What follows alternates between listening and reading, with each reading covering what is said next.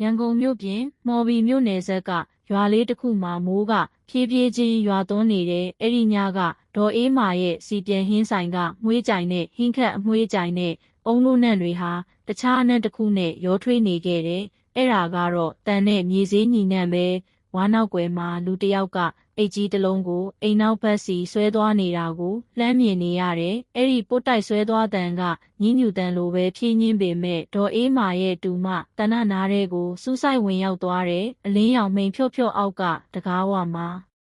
တူမမလှုပ်မရှက်ရက်နေမိတယ်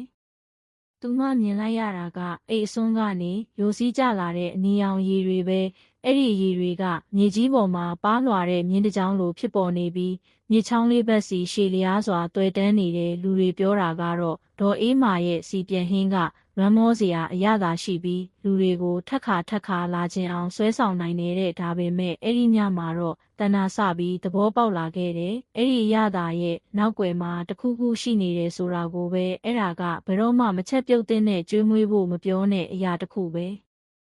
မော်ဘီမြို့နယ်ဆက်ကမြင်းသားရွာလေးဟာညတိုင်းလိုတိတ်ဆိတ်ငြိမ်သက်နေတတ်တဲ့လမ်းမီးတွေကမိန်ဖြော့နေပြီးပရစ်တွန်တန်နဲ့ရေမြောင်းငယ်လေးတွေတဲကရေစည်းတန်တဲ့ကိုသာကြားနေရတယ်။ဒါပေမဲ့လမ်းကြားချင်းလေးတစ်ခုရဲ့အဆုံးမှာတော့ဘယ်တော့မှမချောက်တွေ့တဲ့နေရာတစ်နေရာရှိနေခဲ့တယ်။အဲ့ဒါကတော့ဒေါ်အေးမာဤစီပြန်ဟင်းဆိုင်ပဲဆိုင်ကဟင်းခတ်အမွှေးကြိုင်နှန်းကအဲ့ဒီရွာမှာဒဏ္ဍာရီတစ်ခုလိုဖြစ်နေခဲ့ပြီးဖြတ်သွားဖြတ်လာဘသူမဆိုမောကြီးမိကြတာကြီးပဲ။နနွင်းစပလင်နဲ့ပြုတ်ထားတဲ့အသားနှန်းကလေထဲမှာဆွဲတင်ကြံရစ်နေလောက်အောင်ပြင်းထန်တဲ့ဆိုင်ရှင်ဒေါ်အေးမာကတော့ကြန့်ခိုင်ပြီးတန်မာတဲ့မိုးဆိုးမတယောက်အဖြစ်လူသိများတယ်လွန်ခဲ့တဲ့9နှစ်ကခင်မွန်းဖြစ်သူဆုံးပါသွားကြတဲ့ကဆိုင်ကိုတယောက်တည်းဦးစီးလောက်ကင်လာခဲ့တာပင်မနွမ်းနေတဲ့အရေးအယောင်တောင်မမြင်ရဘူးသူ့ဆံပင်ကိုအမြဲတမ်းတက်ရက်ဆန်ထုံထားပြီးမျက်နာကအေးချမ်းပေမဲ့ပြတ်သားတဲ့အသွင်ရှိတယ်လူတွေပြောတာကတော့ဒေါ်အေးမာရဲ့အပြုံးကဆိုင်မှာလာစားတဲ့ဘသူကိုမဆိုစိတ်အေးချမ်းတော့အားစေနိုင်တဲ့ဒါပေမဲ့အဲ့ဒီနူးညံ့တဲ့အကြီးနောက်ွယ်မှာတော့ဘသူမှမထိတွေ့စေခြင်းနဲ့ပြိုးဝဲချက်တစ်ခုလိုအေးဆက်တဲ့အရာတစ်ခုရှိနေခဲ့တယ်။အဲ့ဒီညမိုးတွေတဲကြီးမဲကြီးရွာနေပေမဲ့သူ့ဆိုင်ကစီကားနေတုံးပဲဖြတ်သွားတဲ့ကုန်တင်ကားမောင်းသမားတွေဆိုင်ကယ်ကယ်ရီသမားတွေလှိုင်းသားရဘက်ကစက်ရုံအလုပ်သမားတွေအထိအားလုံးတမိုးအောက်မှာနေကြတယ်။အိုးကြီးရဲကထွက်လာတဲ့ရေနွေးငွေတွေကအခန်းငယ်လေးကိုဖုံးလွှမ်းထားပြီးအထဲမှာထိုင်နေတဲ့ဘသူမဆိုမူရစ်စေနိုင်တဲ့ဟင်းခတ်အမွှေးကြိုင်မြူကိုးထဲမှာပိတ်မိနေတယ်လို့ခံစားရစေတဲ့ဆိုင်နှောင်းတနေရာမှာတော့မိန်းကလေးငယ်တစ်ယောက်ကဟင်းပွဲတွေလိုက်ချပေးရင်မလုံမလဲပြုံးပြနေတဲ့သူမကတော့လွန်ခဲ့တဲ့3ပတ်ကမန္တလေးကနေရောက်လာတဲ့ဒေါ်အေးမာရဲ့တူမတန်နာပဲတန်နာကဆက်သွယ်ရေးဘာသာရက်နဲ့ဘွဲရထားတာမကြသေးဘူးမူလအစီအစဉ်ကရန်ကုန်မှာအလုံးမရခင်ခဏတစ်ဖြုတ်ဝင်လာဖို့ပဲဒါပေမဲ့ဒေါ်အေးမာကသူ့ကိုပိုကြနေဖို့တောင်းဆိုခဲ့တယ်ဆိုင်မှာကုလို့ရင်းပေါ့သမီးရဲ့ပြင်းမနေရအောင်လို့အဲ့ဒီတုန်းကပြောခဲ့တယ်တဏ္ဍာကဘာမှမသိပဲခေါင်းကြီးလက်ခံခဲ့တယ်ဆိုင်နောက်ကတာမန်အိမ်လေးကသူ့ဘဝကိုတသက်လုံးပြောင်းလဲသွားစေမဲ့လျှို့ဝှက်ချက်တွေကိုတင်စီထားမှန်းသူမှမသိခဲ့ဘူးဟဲ့တဏ္ဍာစပွဲနံပါတ်3ကိုငရုတ်တီးထောင်းမချပေးရသေးဘူးဒေါ်အေးမာရဲ့အတန်ကမိဖို့ချောင်းတဲကနေထွက်လာတယ်ဟုတ်ကဲ့ဒေါ်တဏ္ဍာကအမြန်ဖြတ်နေလိုက်တဲ့သူမကငရုတ်တီးနီရောင်အနှစ်ထည့်ထားတဲ့ပကံလုံးလေးကိုယူပြီးဧည့်သည်တွေရဲ့စပွဲစီအပြေးလွှားသွားလိုက်တယ်ခြေလန်းတွေရဲ့အလဲမှာသူ့မျက်လုံးကတဝက်တစ်ပြက်ဖွင့်ထားတဲ့မိဖို့ကြောင့်တကားစီခဏရောက်သွားတယ်။အဲ့ဒီအပေါက်ကြားလေးကနေမှိန်ဖြော့တဲ့အဝါရောင်အလင်းနဲ့မြူကိုးလိုလဲပတ်နေတဲ့အငွေ့ပြစ်တွေကိုမြင်နေရတယ်။ဒါပေမဲ့တဏ္ဍာကိုကြက်တီးထစေတာကအဲ့ဓာတွေမဟုတ်ဘူး။ဟင်းခတ်အမွှေးကြိုင်နှံ့တွေကြားထဲကနေရလိုက်တဲ့တန်ကြီးနှံတဲ့ကြောင့်ပဲဒေါ်အေးမာအပြင်ထွက်လာတာနဲ့မိဖို့ကြောင့်တကားကိုချက်ချင်းတော့ခတ်လိုက်တယ်။တဏ္ဍာကပိတ်ဆက်ကြိုးမှာချိတ်ထားတဲ့တော့ကိုကြည့်ပြီးဖြည်းဖြည်းချင်းမေးလိုက်တယ်။ဒေါ်ညဘက်ကြမိဖို့ချောင်းကိုဘာလို့တော့ခတ်ထားတာလဲဒေါ်အေးမာကခပ်ပပပြုံးလိုက်တယ်ဒါကလျှို့ဝှက်ချက်လေးသမီးရဲ့ဒီနေတာပေါက်ကြားသွားရင်ဒေါ်တို့စီးပွားပြက်ပြီပေါ့ဒီမိဖို့ချောင်းကဆိုင်ရဲ့အသက်ပဲတဏ္ဍာကခပ်ဖွားရေးလိုက်တယ်နားလည်ပေးဖို့စူးစမ်းနေတယ်လို့ပဲဒါပေမဲ့သူ့စိတ်ထဲမှာတော့ဒါဟာရိုးသားတဲ့အဖြေမဟုတ်ဘူးဆိုတာကိုသိနေခဲ့တယ်ည10နာရီလောက်မှာတော့နောက်ဆုံးဧည့်သည်ကဆိုင်ကနေထွက်သွားခဲ့တယ်။မိုးကတဖွဲရွာနေတုန်းပဲတဏ္ဍာကစပွဲတွေရှင်းလင်းသိမ်းဆည်းနေတုန်းဒေါ်အေးမာကဆိုင်ရှိတကားကိုပိတ်လိုက်တယ်။ သမီးအရင်သွားနာတော့တော်မီးဖိုချောင်ထဲရှင်းလိုက်အောင်မယ်လို့နူးညံ့စွာပြောလိုက်တယ်ဒါပေမဲ့သမီးအိုးတွေဆေးကူလို့ရပါတယ်တော်မလိုပါဘူးသမီးရဲ့မင်းပင်ပန်းနေရောပေါ့သူ့အတန်ကနူးညံ့ပေမဲ့ပြတ်သားတဲ့အတွက်တဏ္ဍာငြိမ်ကျသွားတယ်သူမအခန်းစီလျှောက်သွားတော့သူ့မျက်လုံးကနောက်ဖေးတကားနာကအရာတစ်ခုကိုဖမ်းမိလိုက်တဲ့အိတ်ကြီးတစ်လုံးနေရန်ကိုမိထားတယ်အဲ့ဒီအိတ်ကလေးလံပုံရပြီးအောက်ခြေမှာရွှွတ်ဆိုအစ်စ်တွေပေကျန်နေတယ်ဒေါ်အေးမာကအဲ့ဒီအိတ်ကိုမပြီးဖြည်းဖြည်းချင်းအိမ်ပြင်ဘက်စီဆွဲထုတ်သွားတယ်အိမ်နဲ့ကျမ်းပြင်ပုတ်တိုက်တန်ကမိုးတန်နဲ့ရောထွေးပြီးထူးဆန်းပြီးတင်းမာတဲ့တေးသွားတစ်ခုကိုဖန်တီးနေသလိုပဲတဏ္ဍာမလှုပ်မရှက်ရက်ကြည့်နေမိတယ်သူ့မျက်လုံးထဲမှာအဲ့ဒီအိတ်ကနည်းနည်းလှုပ်ရှားသွားသလိုပဲအထဲမှာလေးလံပြီးပျော့ပြောင်းတဲ့တစုံတစ်ခုရှိနေသလိုပဲသူမမေးချင်ပေမဲ့ရှာကအားဆေးထည့်ထားသလိုဖြစ်နေတယ်ဒေါ်အေးမာကသူ့အပေါ်အယမ်းကောင်းခဲ့တာပဲသူ့ကိုနေစရာပေးထားတဲ့သူကိုတန်တရားဝင်ဖို့မသင့်တော်ဘူးလို့တဏ္ဍာတွေးလိုက်တယ်ဒါပေမဲ့အဲ့ဒီညမှာတော့သူမအိတ်မပျော်နိုင်ခဲ့ဘူးမနက်ရောက်တော့အရာအလုံးကပုံမှန်အတိုင်းပဲဆိုင်ကိုစောစောဖွင့်နေဧည့်သည်တွေစပြီးရောက်လာကြတယ်ဒေါ်အေးမာကဘာမှမဖြစ်ခဲ့သလိုလန်းဆန်းတက်ကြနေတယ်သူကပြင်းတော်သိမ်းရွက်တွေကိုချွေရင်းတချင်းလေးတစ်ပုတ်ကိုညင်းနေတယ်တန်နာကသူ့ကိုအဝေးကနေကြည့်နေမိတယ်သူ့ရဲ့အသားလီးပုံကတိတ်ကိုစိတ်ဆက်သေးကြတယ်တိတ်ကိုဂယုတစိုက်ရှိတယ်ဒါပေမဲ့သူပြုတ်နေတဲ့အသားအရောင်ကထူးဆန်းနေတယ်ပုံမှန်ထက်ပိုပြီးညိုမဲနေတယ်ဒေါ်ဒါအမဲသားလားဟင်တန်နာကဂယုတစိုက်မေးလိုက်တယ်ဟုတ်တယ်လေအမဲသားပေါ့သမီးရဲ့ဒေါ်အေးမာကမောမကြည့်ပဲဖြေတယ်မင်းကလူတိုင်းစိတ်သားကြိုက်တယ်ထင်နေတာလားသူကခပ်ဖွားရေးလိုက်တယ်ဒါပေမဲ့သူ့အတန်ကခပ်ပြက်ပဲအယောင်ကနည်းနည်းထူးဆန်းနေလို့ပါလှုပ်ဝက်ချက်ဟင်းခတ်အမွှေးကြိုင်ကြောင်းပေါ့သမီးရဲ့မိဖို့ကြောင့်ကိစ္စတွေအများကြီးမမေးနဲ့ရုတ်တရက်ပတ်ဝန်းကျင်ကတိတ်ဆိတ်သွားပြီးဓာတ်နဲ့စင်းတီတုံးထိခတ်တံပဲကြားနေရတော့တယ်တဏ္ဍာကောင်းလိုက်ပြီးရင်ထဲကမကောင်းတဲ့ခံစားချက်ကိုလစ်လျူရှုဖို့စူးစမ်းလိုက်တယ်ဒါပေမဲ့ရက်တွေကြာလာလေသူ့ကိုစိတ်မအေးဖြစ်စေတဲ့အရာတွေကပိုများလာလေပဲညတိုင်းဒေါ်အေးမာကဆိုင်ကို10နာရီလောက်မှပိတ်တယ်အဲ့ဒီနောက်မှာတော့မီးဖိုချောင်ထဲကနေရေစည်းတန်တတုပစ္စည်းချင်းထိခတ်တန်တစ်ခါတရံလေးလံတဲ့အရာတစ်ခုကိုရွှေ့ပြောင်းတဲ့အတန်တွေကြားနေရတော့မယ်တန်နာကမစင်းစားမိအောင်စူးစမ်းပေမဲ့စူးစမ်းကျင်စိတ်ကပိုပြီးအသက်ရှူကျက်လာစေတယ်။တညမှာတော့ပြတင်းပေါက်အပြင်ဘက်ကစူညံတန်ကြောင့်သူမလန်နိုးလာခဲ့တယ်။သူကလိုက်ကာကြားကနေချောင်းကြည့်လိုက်တော့မိုးဖွဲအောက်မှာဒေါ်အေးမာကဟောင်းနွမ်းတဲ့မိုးကအင်ဂျီကိုဝစ်ဆင်ပြီးအိတ်ကြီးတစ်လုံးကိုအိမ်နောက်ဖက်စီဆွဲသွားနေတာကိုမြင်လိုက်ရတယ်။သူ့လှုပ်ရှားမှုတွေကဖြင်းညင်းပေမဲ့တိကျနေတဲ့ကျင်သားရနေသလိုပဲမိုးတန်ကအတန်အားလုံးကိုဖုံးလွှမ်းသွားပေမဲ့တန်နာကအိတ်နဲ့မြေကြီးပုတ်တိုက်တန်ကိုကြားနေရတော့ပဲသူမအသက်အောင်ထားပြီးကြက်ချံအိုနောက်ဖက်မှာပျောက်ကွယ်သွားတဲ့သူ့တော်ရဲ့ပုံရိပ်ကိုစိုက်ကြည့်နေမိတယ်။မိနစ်အနည်းငယ်ကြာတော့ဒေါ်အေးမာပြန်ရောက်လာတယ်။သူ့မျက်နှာကခံစားချက်ကင်းမဲ့နေတယ်။သူ့လက်တွေကစိုစွတ်နေပြီးခဏတာလျှက်စီးလက်လိုက်တဲ့အလင်းရောင်အောက်မှာတန်နာကသူ့တော်ရဲ့လက်ချောင်းထိပ်ကအမဲဆက်တစ်ခုကိုလှမ်းမြင်လိုက်ရတယ်။သွေးလိုပဲတန်နာပြတင်းပေါက်ကနေနောက်ဆုတ်လိုက်တယ်။သူ့တကူလုံးတုံရင်နေတယ်။သူ့စိတ်ထဲမှာကြောက်မက်ဖွယ်ကောင်းတဲ့မေးခွန်းတစ်ခုပေါ်ပေါက်လာခဲ့တယ်။အဲ့ဒီမီးဖိုချောင်ထဲမှာတကယ်တမ်းဘာတွေချက်ပြုတ်နေတာလဲအဲ့ဒီညမှာတော့တစ်ချိန်ကသူ့ကိုဂုံယူစေခဲ့တဲ့စီပြန်ဟင်းရဲ့ငွေးကြိုင်တဲ့အရာသာကအခုတော့ဆက်ဆုပ်ယွန်ရှာစရာတစ်ခုခုအဖြစ်ပြောင်းလဲသွားခဲ့တယ်။ဟင်းတစွန်းစီတိုင်းမှာသွေးဆက်တွေယိုစီးကျနေသလိုပဲ။နောက်ရက်တွေမှာတော့ဒေါ်အေးမာရဲ့စီပြန်ဟင်းဆိုင်ကပုံမှန်အတိုင်းလဲပတ်နေခဲ့တယ်။အ ਨੇ ဆုံးတော့အပြင်လူတွေရဲ့အမြင်မှာပေါ့ဧည့်သည်တွေကတယောက်ပြီးတယောက်ရောက်လာကြပြီးအရသာကပိုပြီးငွေးကြိုင်နူးညံ့လာတယ်လို့ချီးကျူးကြတယ်။ဒါပေမဲ့တဏ္ဍအတွက်တော့ကျွေးမွေးလိုက်တဲ့ဟင်းတပွဲစီတိုင်းကပိုပြီးပြပြင်းလာတဲ့အိမ်မက်ဆိုးတစ်ခုလိုပဲသူမကအစားအစာတစ်ခွက်ကိုမမြင်တော့ဘူး။အုံလို့နဲ့ဟင်းခတ်အမွှေးကြိုင်ရည်ထဲမှာပြုတ်ထားတဲ့လှုပ်ဝက်ချက်အတုံးခဲတွေကိုသာမြင်နေမိတော့တယ်။မိုးရွာထဲမှာသူ့တော်အိတ်ကြီးဆွဲသွားတာကိုမြင်လိုက်ရတဲ့ညကလေးကတဏ္ဍအိတ်ဆက်ချိန်တွေကဘယ်တော့မှမတည်ငြိမ်တော့ဘူး။မိဖို့ချောင်တဲကတတုပစ္စည်းချင်းပို့တိုက်တန်တွေကြောင့်သူမကြာခဏလန်နိုးလာတတ်တယ်။တခါတရံတစုံတစ်ခုကိုဖြည်းဖြည်းချင်းလှိဖြက်နေသလိုအတန်မျိုးစီးကြက်ကြနဲ့လေးလံတဲ့အတန်မျိုးတွေကြားရတယ်။သူချောင်းကြည့်ဖို့စူးစမ်းတဲ့အခါတိုင်းဒေါ်အေးမာကအမှောင်ထဲကနေရုတ်တရက်ပေါ်လာပြီးသူ့ကိုကြက်သီးမွေးညင်းထားစေတဲ့ဆူရှာတဲ့မျက်လုံးတွေနဲ့စိုက်ကြည့်တတ်တယ်။ ဒေါ်တော်ပြောထားတယ်လေတန်နာတညမှာဒေါ်အေးမာကပြောတယ်သူ့အတန်ကတည်ငြိမ်ပေမဲ့နှဆိုင်နေတယ်မိဖို့ကြောင့်ဆိုတာမြင့်မြတ်တဲ့နေရာပဲငါမှမဟုတ်တဲ့တခြားသူဝင်ရင်အားလုံးပျက်စီးသွားလိမ့်မယ်တန်နာကခေါင်းမဲညှိပြလိုက်တယ်ဒါပေမဲ့သူ့စိတ်ထဲမှာတော့စိတ်ပိုင်းဖြတ်ချက်တစ်ခုချလိုက်ပြီးအဲ့ဒီမိဖို့ကြောင့်တကားနောက်ွယ်မှာဘာတွေဖုံးကွယ်ထားလဲဆိုတာကိုသူသိရမယ်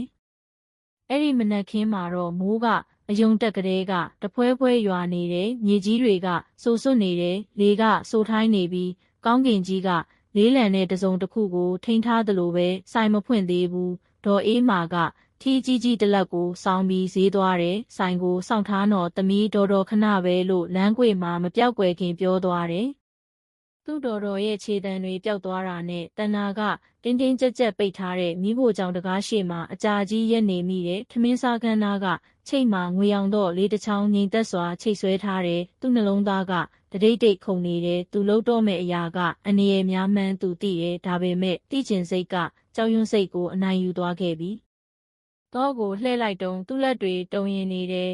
ကလစ်ဆိုတဲ့အတန်သေးသေးလေးထွက်လာတယ်တကားကဖြည်းဖြည်းချင်းပွင့်လာပြီးပတ်တာကတကြွကြွမြည်တမ်းထွက်လာတယ်အတွင်းဘက်ကလေကသူ့ကိုတိုးဝှေ့တိုက်ခတ်လာတယ်ဟင်းခတ်အမွှေးကြိုင်နဲ့တက်မဟုတ်ဘူးစူးရှားတဲ့တစုံတစ်ခုသွေးနဲ့တတုညီနှံ့တွေပါရောရှက်နေတယ်သူအလိုလိုနှာခေါင်းပိတ်လိုက်မိတယ်အခန်းထဲမှာမီးလုံးငယ်လေးတစ်လုံးကမှိန်ဖြော့စွာလင်းထိန်နေပြီးမီးဖိုပေါ်ကအိုးကြီးတစ်လုံးကိုထွန်းလင်းပြထားတယ်မီးငိမ့်နေပေမဲ့ရေနွေးငွေတွေကတော့ထွက်နေတော့မဲတန်တာဖြည်းဖြည်းချင်းခြေလန်းလိုက်တယ်သူ့အကြည့်ကအခန်းတစ်ခုလုံးကိုဝေးကြည့်လိုက်တယ်အဝါရောင်ဟင်းရည်တွေပြည့်နေတဲ့အိုးကြီးတွေကျန်းပြင်ပေါ်ကပလတ်စတစ်ပုံးတချို့နဲ့တစ်သားစပွဲရှည်ပေါ်မှာအရွယ်အစားမျိုးမျိုးရှိတဲ့ဓားတွေတန်းစီထားတယ်အားလုံးကထက်ရှနေပြီးတက်ရက်တောက်ပြောင်နေတယ်တာမန်ဟင်းဆိုင်လေးတစ်ဆိုင်ရဲ့မီးဖိုချောင်အတွက်တက်တော့လိုရာထက်ပိုပြီးတန်ရှင်းလွန်းနေတယ်သူမစပွဲအောက်ကပုံးကြီးတစ်လုံးကိုကြည့်ဖို့ထိုင်ချလိုက်တဲ့အထဲမှာခရမ်းရောင်တန်းနေတဲ့အနီရောင်သားစိမ့်တွေရှိနေတယ်ဆိုစွနေတုံးပဲဒါပေမဲ့ပုံတံကထူးဆန်းနေတယ်အမဲသားစိတ်သားတုံးတွေနဲ့မတူဘူးမျက်နှာပြင်ကချောမွေ့နေပြီးလူရည်ပြားနဲ့တောင်တူနေသလိုပဲတဏ္ဍာတွေးမျိုးချလိုက်ပြီးရုပ်တိရှိတွေးကြည့်ဖို့ကြိုးစားတယ်ဒါဝက်သားဖြစ်မှာပါဖြစ်နိုင်ပါတယ်လို့တိုးလေးရေရွတ်လိုက်တယ်ဒါပေမဲ့သူ့အတန်ကိုယ်တိုင်ကတော့မသေးကြသလိုဖြစ်နေတယ်ရုတ်တရက်သူ့မျက်လုံးကပုံးအောင်ချေကတစုံတစ်ခုကိုဖမ်းမိလိုက်တယ်အနက်ရောင်သပင်ရှည်တစ်ချောင်းအဲ့ဒီအသားပေါ်မှာကပ်နေတယ်လူဆန်ပင်တန်တာလန့်ပြီးနောက်ဆုတ်လိုက်တော့စပွဲနဲ့တိုက်မိပြီးတတုစွန်းတစ်ချောင်းကြကကျဲလောင်စွာမြည်သွားတယ်ထိတ်လန့်တကြားနဲ့သူအဲ့ဒီပုံးကိုပိတ်ပြီးမိဖို့ချောင်းထဲကနေအမြန်ပြေးထွက်ခဲ့တယ်တကားကိုအမြန်ပြန်ပိတ်လိုက်တယ်သူ့အသက်ရှူတန်တွေကပြင်းထန်နေတယ်နှလုံးကတဒုံဒုံခုန်နေတယ်သူအခန်းထဲကိုပြေးဝင်တကားပိတ်ပြီးကျမ်းပြင်ပေါ်မှာထိုင်ချလိုက်ရင်ခေါင်းကိုကင်ထားမိတယ်လူသားမဟုတ်ဘူးဒါလူသားဖြစ်မှာမဟုတ်ဘူးလို့ထက်ခါရေရွတ်နေမိတယ်ဒါပေမဲ့အသားတုံးပေါ်ကစပင်ပုံရိပ်ကတော့သူ့ကိုခြောက်လန့်နေတုံးပဲနေ့လယ်ရောက်တော့ဒေါ်အေးမာကမော်ဘီဈေးကနေလို့ပေါ့ပပပြုံရင်ပြောလိုက်ပြီးပလတ်စတစ်အိတ်ကြီးတချို့ကိုတည်လာတယ်အသားတွေလက်ဆက်နေတာပဲညကြရင်တော့ဆိုင်စီမှာတေးကြတယ်တန်နာကပြုံးချင်အောင်ဆောင်လိုက်တယ်တကယ်တော့သူ့လက်တွေကအေးဆက်နေခဲ့ပြီးသူကစင်းဒီတုံးကြီးပေါ်မှာကျွမ်းကျင်စွာအသားလိနေတဲ့သူ့တော်ကိုကြည့်နေမိတယ်သူ့လှုပ်ရှားမှုတွေကတည်ငြိမ်နေတယ်လိုရာထက်ပိုပြီးတည်ငြိမ်လွန်းနေတယ်အသားတုံးတုံးစီကျသွားတိုင်းထုဆိုတဲ့ပျော့ပြောင်းတဲ့အတန်ထွက်ပေါ်လာတယ်ညရောက်တော့ဆိုင်ကပြန်စီကားလာတဲ့ဧည့်သည်တွေကအရသာကပိုပြီးကောင်းလာတယ်လို့ချီးကျူးကြတယ်ဒေါ်အေးမာရဲ့ပြို့ဝှက်ချက်ကဘာများလဲဗျအသားကနူးညံ့နေတာပဲတာမန်မဲသားနဲ့တောင်မတူဘူးလို့ကုန်တင်ကားမောင်းသမားတယောက်ကရေရင်ပြောတယ်ဒေါ်အေးမာကပြုံးယုံသာပြုံးလိုက်တယ်ဒါကမီးဖို့ချောင်ပြို့ဝှက်ချက်ပါကိုကြီးရဲ့ပြောပြလိုက်ရင်နောက်တစ်ခါလာမစားတော့မှဆိုလို့အားလုံးရေမောကြတယ်ပတ်စံရှင်းကောင်တာနားမှာတောင့်ကြီးရက်နေတဲ့တဏ္ဍာကလွဲလို့ပေါ့အဲ့ဒီစကလုံးတွေကသူ့နားထဲကိုဖုံးကွယ်ထားတဲ့ချင်းချောက်မှုတစ်ခုလိုစူးဝင်သွားတယ်သူကျွေးမွေးနေတဲ့ဟင်းဘက်ကန်ပူတွေကိုကြည့်လိုက်တိုင်းသူ့ပိုက်ထဲကမအီမတာဖြစ်လာတယ်မနက်ကပုံးထဲကအနက်ရောင်စပင်ကိုသူပြန်သတိရသွားတယ်သူအန်ဂျင်စိတ်ကိုမနှဲထိန်ထားရတယ်ရက်နှင်းငယ်ကြတော့ညကအမြန်ကြရောက်လာတယ်လေကစိုးထိုင်းတဲ့အနမ်းနဲ့အဝေးကမိုးတံကိုတဲဆောင်လာတဲ့ဆိုင်ကစပြီး 6 ကပ်လာပြီးထောက်မှာစားရင်နောက်ပြောင်နေတဲ့ဧည့်သည်2 ယောက်ပဲကြံတော့တယ်တန်နာကစပွဲတွေကိုရှင်းလင်းနေပေမဲ့သူ့မျက်လုံးကမိဖို့ကြောင့်ဘက်ကိုပဲခိုးကြည့်နေမိတယ်ဒေါ်အေးမာကအဲ့ဒီမှာရက်နေပြီးအိုးကြီးတစ်လုံးကိုဘာမှမတွေးပဲစိုက်ကြည့်နေတယ်တန်နာကသူ့တော်ဖြည်းဖြည်းချင်းတီးတိုးပြောနေတာကိုမြင်လိုက်ရတယ်မမြင်ရတဲ့တစုံတစ်ယောက်နဲ့စကားပြောနေသလိုပဲစိတ်မပူပါနဲ့ခဏနေပြီးတော့မှာပါသူတို့တွေရတာကိုကြိုက်ကြတယ်မဟုတ်လားကြိုက်မှာပါအဲ့ဒီစကားလုံးတွေကတဏ္ဍသွေးတွေကိုရက်တန့်သွားစေတယ်ဒေါ်အေးမှာဘသူနဲ့စကားပြောနေတာလဲနောက်ဆုံးဧည့်သည်ထွက်သွားတာနဲ့တဏ္ဍကဧကန်းဘက်ကိုရှောက်သွားတယ်သူမေးချင်တယ်တိုက်ရိုက်မေးမြန်းချင်တယ်ဒါပေမဲ့ပါဇက်မဟခင်မှာပဲဒေါ်အေးမာကသူ့ကိုနူးညံ့တဲ့အပြုံးနဲ့ကြည့်လိုက်တယ်။တဏ္ဍသမီးဒီမှာနေရတာအဆင်ပြေရဲ့လားဟုတ်ကဲ့ဒေါ်တော်ဆိုင်ကအမြဲစီကားနေတာပဲဒေါ်တော်လိုက်တာဒေါ်အေးမာကခက်ရေးရေးပြုံးလိုက်တယ်။တနေ့ကျရင်သမီးမတိသင့်တဲ့အရာတစ်ခုကိုသိသွားခဲ့ရင်ဒေါ်တော်ကိုမမုန်းပါနဲ့နော်။သူ့တော်ရဲ့မျက်နာကဝမ်းနေနေပုံရပေမဲ့မျက်လုံးတွေကတော့ဟာတာဖြစ်နေတယ်သူမဖြစ်သူကိုပြောနေတာမဟုတ်ပဲသူ့ကိုယ်သူပြောနေသလိုပဲအဲ့ဒီညမှာတန်နာအိတ်မပျော်နိုင်ခဲ့ဘူးမိုးကသူ့မိုးပေါ်ကိုတဆက်သေးရွာကျနေတဲ့သတင်းပေါက်အပြင်ဘက်ကနေနောက်ဖေးတကားဖွင့်တန်ကိုသူကြားလိုက်ရတယ်ဧခန်းကိုဖျက်သွားတဲ့ခြေတံဖွားကိုကြားလိုက်ရတယ်သူထပြီးဖနက်မပါပဲအခန်းသတင်းပေါက်စီလျှောက်သွားတယ်အဲ့ဒီကနေသူ့သွေးတွေခဲသွားစေမဲ့မြင်ကွင်းကိုမြင်လိုက်ရတယ်ဒေါ်အေးမာကအရင်ကလိုပဲဟောင်းနှွမ်းတဲ့မိုးကအင်ဂျီကိုဝတ်ဆင်ပြီးအိတ်ကြီးတစ်လုံးကိုမိဖို့ချောင်ထဲကနေနောက်ဖေးချံဝင်းဘက်စီဆွဲသွားနေတဲ့အိတ်ကအရင်ကထက်ပိုကြီးနေတဲ့ရွှေ့လိုက်တိုင်းအသားစိမ်းလိုဆူဆွတ်တဲ့အတန်ထွက်ပေါ်နေတယ်လျှက်စီးလက်လိုက်တဲ့အခါတန်နာကအဲ့ဒီအိတ်အောက်ကနေယိုစီးကျလာတဲ့အနီရောင်အဆက်ပြောက်တွေကိုတခဏမြင်လိုက်ရတယ်သူပါဇက်ကိုပိတ်ပြီးအော်တန်ကိုထိန်းထားလိုက်တယ်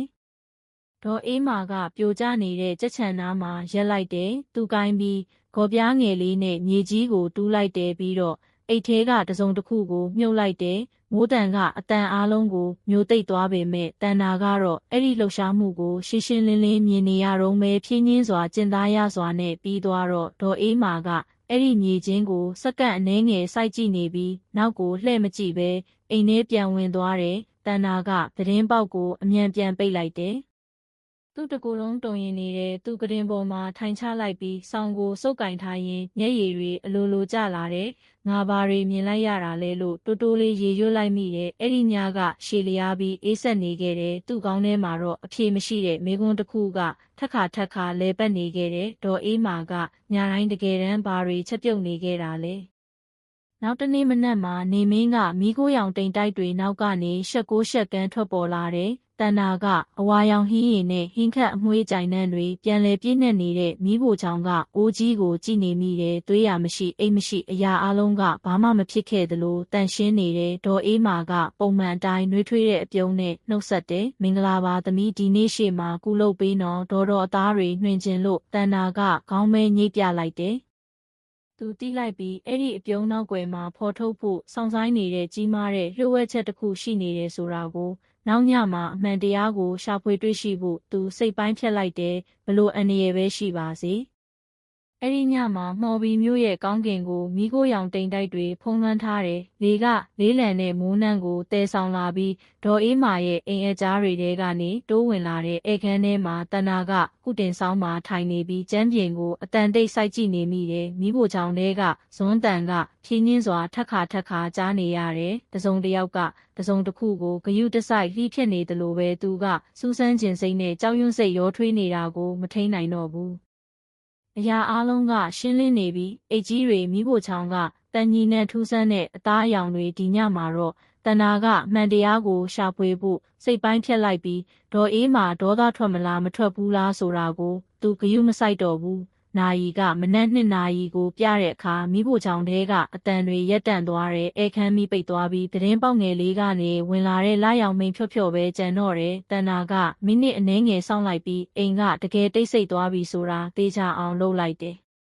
ပြီးတော့သူထလိုက်ပြီးအခန်းတကားကိုဖြည်းဖြည်းချင်းဖွင့်လိုက်တယ်ကျမ်းပြင်က သူ့ခြေဘဝအောက်မှာအေးဆက်နေတဲ့သူအသက်အောင်ပြီးမိဖို့ချောင်ဘက်ကိုရှောက်သွားတယ်တော့ကပန်းကန်စင်နာကပုံမှန်နေရာမှာပဲချိတ်ထားတယ်အဲ့ဒါကိုလှမ်းယူတော့သူ့လက်တွေတုံရင်နေတယ်ဒီတခါတော့နောက်ပြန်လှည့်ဖို့လမ်းမရှိတော့ဘူးဖြည်းဖြည်းချင်းတော့ကိုလှည့်ပြီးတကားဖွင့်လိုက်တဲ့အေးဆက်တဲ့လေကအပြင်ကိုထိုးထွက်လာပြီးဆူရှားတဲ့အညှိနှမ်းနဲ့ရောထွေးနေတယ်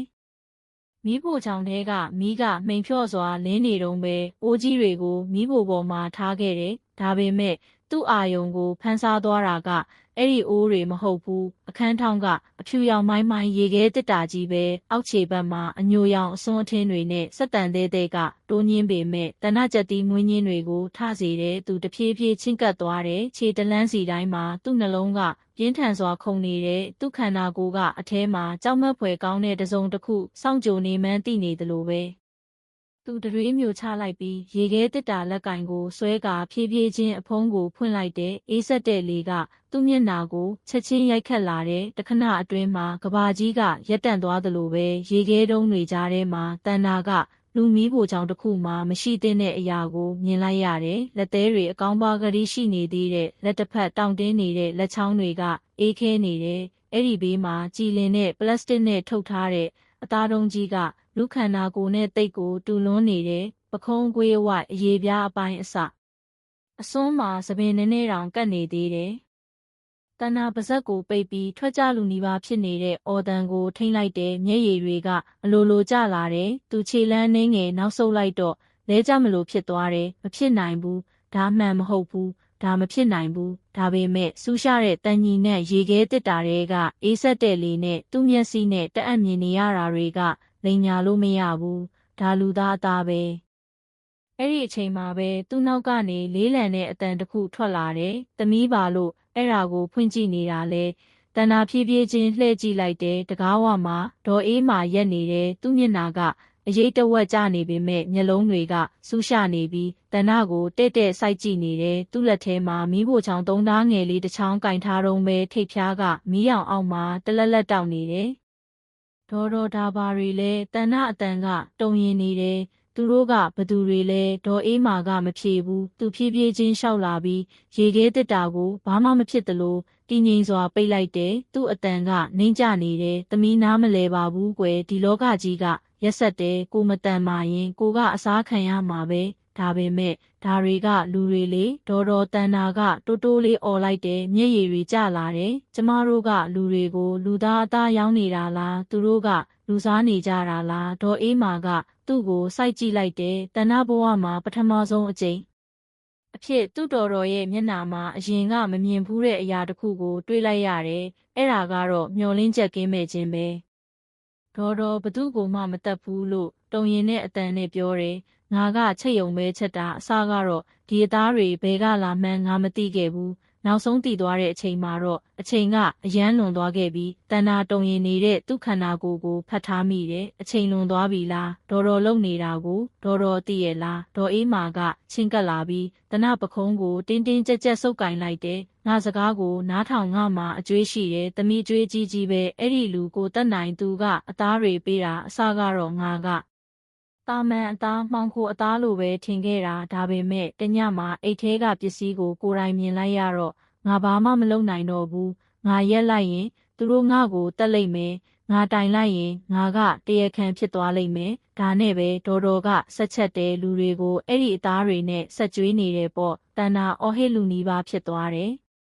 ဒေါ်အေးမာမျက်လုံးမိတ်လိုက်တဲ့မျက်ရည်တွေစီးကျလာတယ်ဒါအပြစ်မှန်းငါသိတယ်ဒါပေမဲ့ငါမှာရွေးချယ်စရာမရှိခဲ့ဘူးဒီဆိုင်ကငါမှာကြံတဲ့တစ်ခုတည်းသောအရာပဲငါရက်လိုက်ရင်ငါတို့ငတ်မှာမင်းဒီကိုရောက်လာတော့မင်းကိုပါဒုက္ခမရောက်စေချင်ဘူးပတ်ဝန်းကျင်ကတိတ်ဆိတ်သွားပြီးအပြင်မှာစပြီးရွာချလာတဲ့မိုးတန်ကသွတ်မိုးကိုဖြည်းဖြည်းချင်းခောက်နေတန်ပဲကြားနေရတော့တယ်တန်နာရှိုက်ကြီးတင်ငင်ငိုကြွေးမိတယ်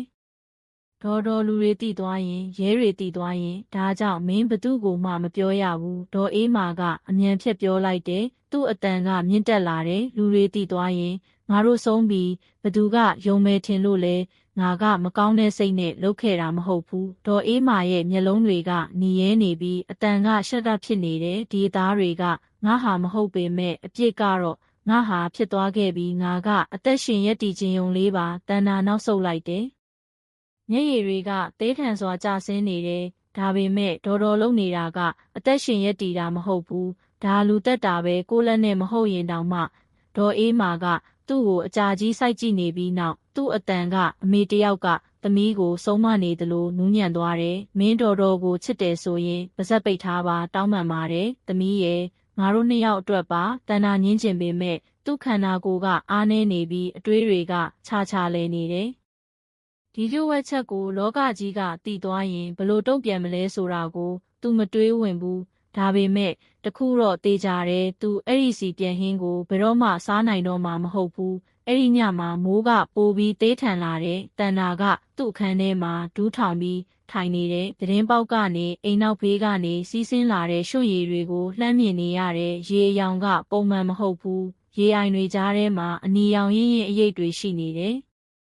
သူတီးလိုက်ပြီးမော်ဘီမြို့ပြင်ကအိမ်ငယ်လေးဟာနေထိုင်စရာနေရာတသက်မဟုတ်တော့ဘူးဒါဟာညတိုင်းလူသားအသားတွေကိုမျိုးချပြီးလူအများချီးကျူးတဲ့အရသာရှိတဲ့ဟင်းပွဲအဖြစ်ပြန်အန်ထုတ်နေတဲ့တက်ရှိတင်ချိုင်းတစ်ခုပဲအပြင်မှာတော့မိုးတန်တွေကဆက်လက်ရွာသွန်းနေတယ်မပြေဝတဲ့ဆူတောင်းတစ်ခုလိုပဲဒါတွေအားလုံးဟာအိမ်မက်တစ်ခုသာဖြစ်ပါစေဆိုတဲ့ဆူတောင်း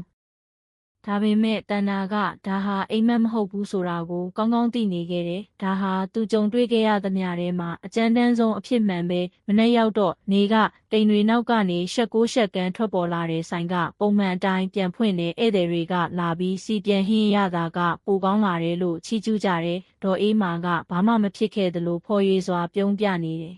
။တကယ်တော့သူ့လက်တွေကနည်းနည်းတုံရင်နေတုံးပဲ။သမီးမီးဖို့ချောင်းတွေကပြင်းတော်သိမ်းရွက်လေးသွားယူပေးပါဦးလို့နူးညံ့စွာပြောတယ်။အဲ့ဒီတောင်းဆိုမှုကတဏ္ဍကိုတောင်းခဲသွားစေတယ်။မိဖို့ကြောင့်တကားကတော့ခတ်ထားတော့ပဲသူကညကဘာမှမဖြစ်ခဲ့သလိုနူးညံ့စွာပြုံးနေတဲ့သူ့တော်ရဲ့မျက်နှာကိုကြည့်လိုက်တယ်။တုံရင်နေတဲ့ခြေလမ်းတွေနဲ့သူမိဖို့ကြောင့်ဘက်ကိုရှောက်သွားတယ်။ခြေတလန်းစီတိုင်းကလေးလံနေတယ်။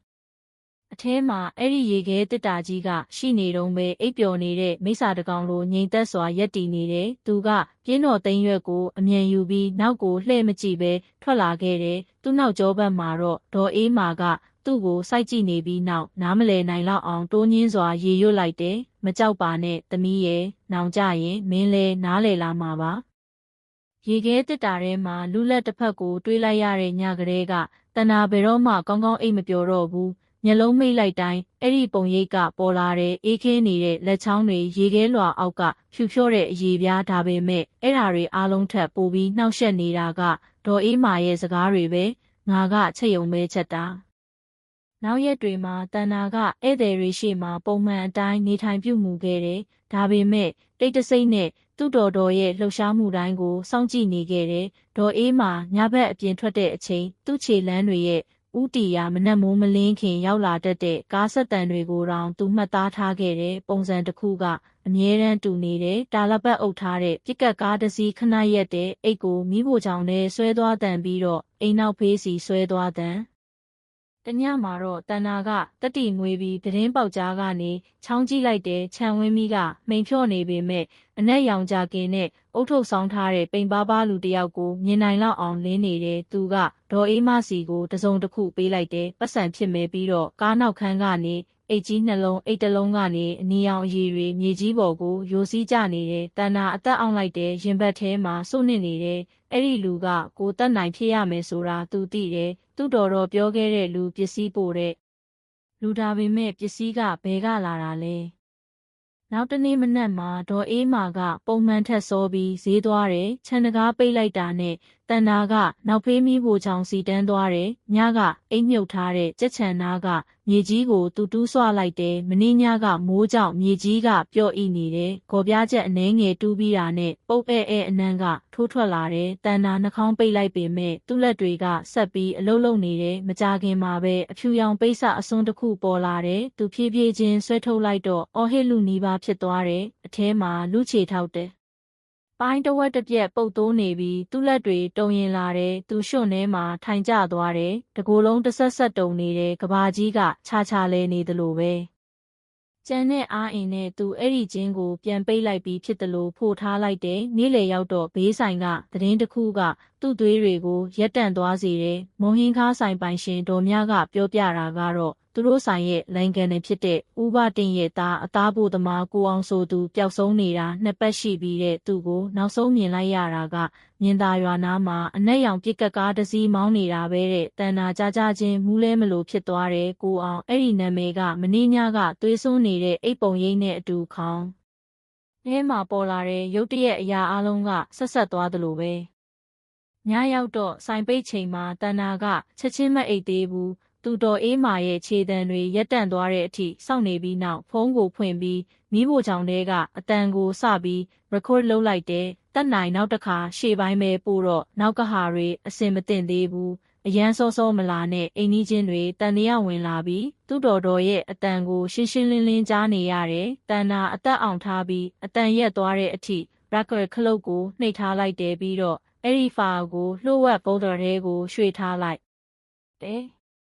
နောက်တနေ့မနက်မှာသူကတယောက်တည်းရောက်လာတဲ့ဦးဘတင်းနဲ့တွေ့တယ်။အဲ့ဒီလူကြီးရဲ့မျက်နှာကဖြူလျှော့နေပြီးမျက်လုံးတွေကရီဝေနေတယ်။ဒေါ်အေးမာရဲ့ကျုပ်သားလေးအိမ်ပြန်မရောက်သေးဘူးပြောင်းလို့ရှိုက်တန်မာနဲ့ပြောတယ်။သူကညဘက်အသားပို့နေကြဒါပေမဲ့အခုဖုန်းလဲဆက်မရတော့ဘူး။ဒေါ်အေးမာကသူ့ကိုတနာကျင်နာစွာကြည့်ပြီးပခုံးကိုပုတ်လိုက်တယ်။စိတ်ရှည်ထားပါကိုဘတင်းရဲ့အခုခေတ်ကအန္တရာယ်များတယ်။လူမိုက်တွေကပေါ်လွန်းတယ်။တန်နာကပတ်စံရှင်းကောင်တာနားမှာရက်ရင်သူ့တော်ရဲ့မျက်နှာကိုကြည့်နေမိတယ်။အဲ့ဒီဖော်ရွေတဲ့အပြုံးကအခုတော့အေးဆက်တဲ့မျက်နှာဖုံးတစ်ခုလိုပဲ။ဦးဘရင်ပြန်သွားတော့တန်နာကနောက်ဖေးကိုပြေးသွားပြီးငိုတန်ကိုထိန်းထားလိုက်တယ်။သူကပဟေလီရဲ့အဖြေကိုသိနေပြီးဒါပေမဲ့ပြောထွက်ဖို့သူ့ရှာကအာဆေးမိနေတဲ့ညကအမြန်ကျလာပြီးအပြင်မှာမိုးကပြန်လေသေးထန်စွာရွာသွန်းနေတဲ့တန်နာကသူ့ဖုန်းကိုကြည့်နေမိတယ် recorder လုပ်ထားတာကအချိန်နဲ့ရက်စွဲအပြည့်စုံနဲ့ရှိနေတုံးပဲသူ့လက်တွေကမန္တလေးကတငယ်ချင်းဟောင်းတယောက်စီကို message ရိုက်နေတုံးတုံရင်နေတယ်သူကလွတ်လပ်တဲ့သတင်းထောက်မင်းခန့်ငါမော်ဘီကစီပြန်ဟင်းဆိုင်အကြောင်းတစ်ခုသိထားတယ်ငါမှာသက်တေးရှိတယ်ဒါပေမဲ့အခုလောလောဆယ်ငါ့ကိုဖုံးမဆက်နဲ့ဦးသူကစန်တခလုတ်ကိုနှိပ်ပြီးဖန်သားပြင်ကိုအကြာကြီးစိုက်ကြည့်နေမိတယ်အသက်ရှူတန်ကလေးလံနေတဲ့အပြင်မှာမိုးချင်းတန်ကပဲ့တင်ထက်သွားပြီးဧခန်းကနေခြေတံဖွားကြားလိုက်ရတယ်။တန်နာကဖုံးကိုအမြန်ပိတ်ပြီးအိတ်ချင်အောင်ဆောင်လိုက်တယ်။သူ့အခန်းတကားကြားကနေဒေါ်အေးမာရဲ့အရေးကရက်နေတာကိုမြင်လိုက်ရတယ်။သူကသူ့ကိုစိုက်ကြည့်နေတယ်။ညဘက်အပြင်မထွက်နဲ့နော်သမီးအတန်ကနူးညံ့ပေမဲ့ကြောက်စရာကောင်းနေတယ်။တကားကဖြည်းဖြည်းချင်းပိတ်သွားတယ်။အပြင်မှာမိုးကဆက်လက်ရွာသွန်းနေတယ်။ပထမဆုံးအကြိမ်အဖြစ်တန်နာတီးလိုက်တယ်။သူကအပြစ်ကျူးလွန်သူနဲ့အတူနေထိုင်နေုံတင်မကဘူးဆက်လက်လဲပတ်နေတဲ့တေမင်းကွင်းဆက်ရဲ့အလဲမှာရောက်နေတယ်ဆိုတာကိုပါပဲ။တန်နာကမင်းခန့်စီ message ပို့ပြီးနောက်တနေ့မှာဒေါ်အေးမာရဲ့စီပြန်ဟင်းဆိုင်ကအငွေအသက်တွေပြောင်းလဲသွားတယ်။ဧည့်သည်တွေစပြီးနဲပါလာတယ်။မြင်းသားရွာပတ်ဝန်းကျင်မှာလူပြောက်မှုသတင်းတွေကအမြန်ပြန့်နှံ့သွားတယ်။လူတွေကတီးတိုးပြောဆိုလာကြတယ်။လှိုင်မြစ်ဘက်ကနေထူးဆန်းတဲ့အနံ့ရတယ်လို့ပြောတဲ့သူတွေလည်းရှိတယ်။အချိန်ကြာကြီးပြုတ်ထားတဲ့အသားပုံနဲ့လိုပဲတဲ့။အဲ့ဒီမနက်မှာအညိုရောင်ကြခင်ဝတ်ထားတဲ့လူနှစ်ယောက်ဆိုင်ကိုရောက်လာတယ်။သူတို့ကရင်ကျေးစွာမိတ်ဆက်ကြတယ်။ရဲအုပ်လှဝင်းနဲ့ရဲတက်ကြက်ကြီးအောင်မျိုးမှော်ဘီမြို့နယ်ရဲစခန်းကတဲ့ဒေါ်အေးမာကသူတို့ကိုပုံမှန်အတိုင်းဖော်ရွေတဲ့အပြုံးနဲ့ကြိုဆိုတယ်။အရာရှိတွေပါလားထိုင်ပါဦးရှင်စီပြန်ဟင်းပူလေးသုံးဆောင်သွားပါလား။ရဲအုပ်လှဝင်းကခက်ရေးပြုံးလိုက်တယ်။ကျေးဇူးတင်ပါတယ်။ဒေါ်အေးမာကျုပ်တို့မေးစရာလေးနည်းနည်းရှိလို့ပါ။တန်နာကပတ်စံရှင်းကောင်တာနောက်မှာရက်နေပြီးသူတို့၃ယောက်ကိုစိုက်ကြည့်နေမိတယ်သူ့လက်ထဲကလက်ဖက်ရည်ခွက်ကိုကင်ထားရင်းတုံရင်နေတယ်သူတို့ရဲ့မေးခွန်းတွေကအစာပိုင်းမှာတော့ပေါ့ပပပဲဆိုင်ဖွင့်တာဘလောက်ကြာပြီလဲဘသူတွေကုလုပ်ပေးလဲအသားကိုဘယ်ကရလဲစသဖြင့်ပေါ့ဒေါ်အေးမာကအားလုံးကိုချောမောဖြေဆိုခဲ့တယ်ကြာပါပြီအရာရှိရဲ့အသားကတော့မော်ဘီဈေးကယူတာပါတခါတလေမှာထားရင်တိုက်ရိုက်လာပို့တာလည်းရှိတယ်လမ်းကန်နဲ့အဟောင်းတွေပါနာမည်ဘသူလဲရဲတက်ကြက်ကြီးအောင်မျိုးကမေးတယ်ဒေါ်အေးမာကခဏစဉ်းစားလိုက်တယ်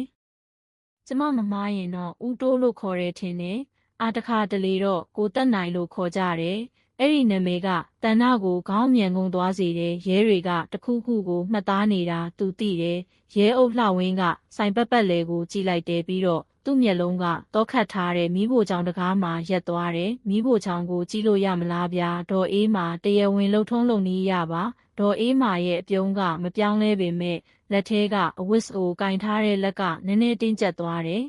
။အိုကျမမီးဖိုချောင်ကရှုပ်ပွားနေတာပါအရာရှိရဲ့ဒါပေမဲ့လိုအပ်တယ်ဆိုရင်တော့ကြည့်ပါရှင်သူကတကားကိုဖြည်းဖြည်းချင်းဖွင့်လိုက်တယ်အပေါက်ကြားချင်းကနေဟင်းခတ်အမွှေးကြိုင်နဲ့တတုညီနဲ့ရောထွေးနေတဲ့အနံ့ကထိုးထွက်လာတယ်ရဲအုပ်လှဝင်းကအတွင်းဘက်ကိုခဏလှမ်းကြည့်လိုက်ပြီးအိုးကြီးတွေချက်ပြုတ်ရေးပစ္စည်းတွေနဲ့အခန်းထောင်းကအဖြူရောင်ရေခဲတစ်တာကိုမြင်လိုက်ရတယ်အပေါ်ယံမှာတော့ထူးခြားတာဘာမှမရှိဘူးကောင်းပါပြီဒေါ်အေးမာရပါပြီလို့မဆုစာအုပ်ကိုပိတ်ရင်းပြောလိုက်တယ်မိနစ်အနည်းငယ်ကြာ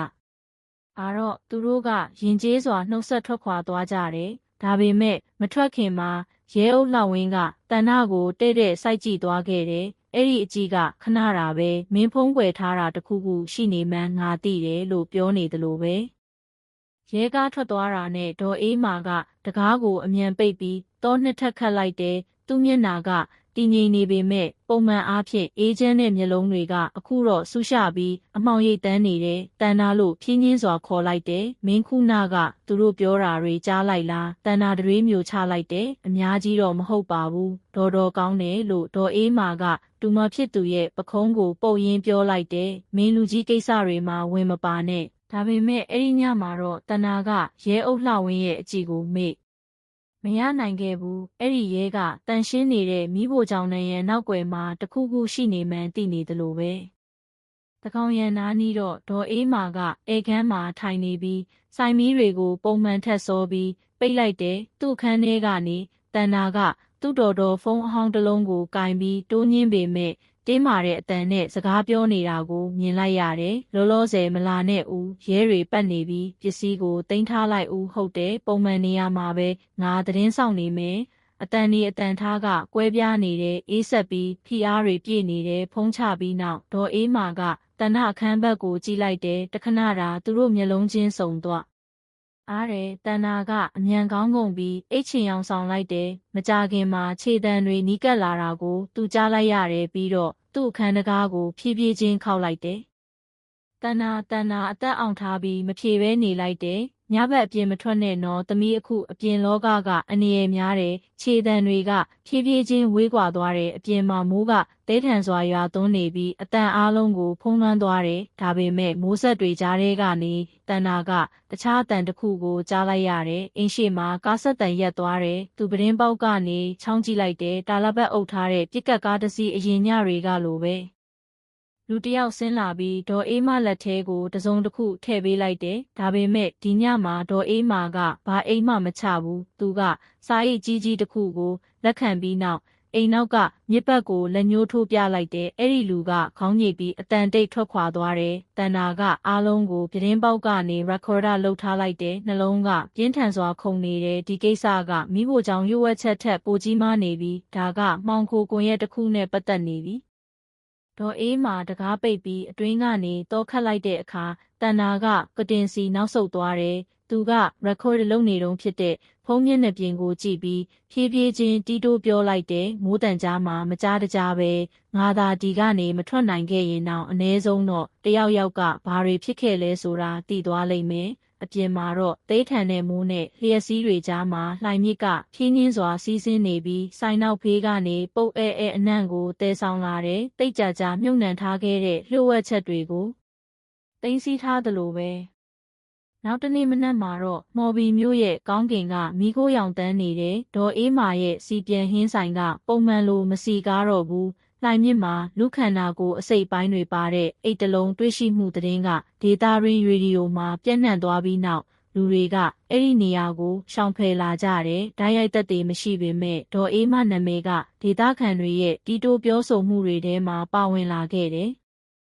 အဲ့ဒီမနက်မှာဒေါ်အေးမာကဆိုင်ကိုပုံမှန်အတိုင်းဖွင့်ထားဆဲပဲကြောက်စရာကောင်းလောက်အောင်တည်ငြိမ်စွာနဲ့စီပြန်ဟင်းကိုချက်ပြုတ်နေတဲ့တဏ္ဍာကရှေ့မှာကူညီပေးနေပေမဲ့သူ့ကြည့်တွေကဟာတာတာဖြစ်နေတဲ့ရဲတွေပြန်လာတော့မယ်ဆိုတာသူသိတယ်သူ့မှာအချိန်သိမ့်မရှိတော့ဘူးဆိုတာလည်းသူသိတယ်နေ့လယ်နာနီးတော့ရဲကားနှစ်စီးဆိုင်ရှေ့မှာရက်လိုက်တယ်ဒီတခါတော့သူတို့ကစားဖို့လာတာမဟုတ်ဘူး ရဲအုပ်လှဝင်းနဲ့သူ့အဖွဲ့ကတီတင်းနဲ့မျက်နှာတွေနဲ့ဝင်လာကြတယ်ဒေါ်အေးမာခမရဲ့မိဖို့ချောင်းကိုကျုပ်တို့ပို့ပြီး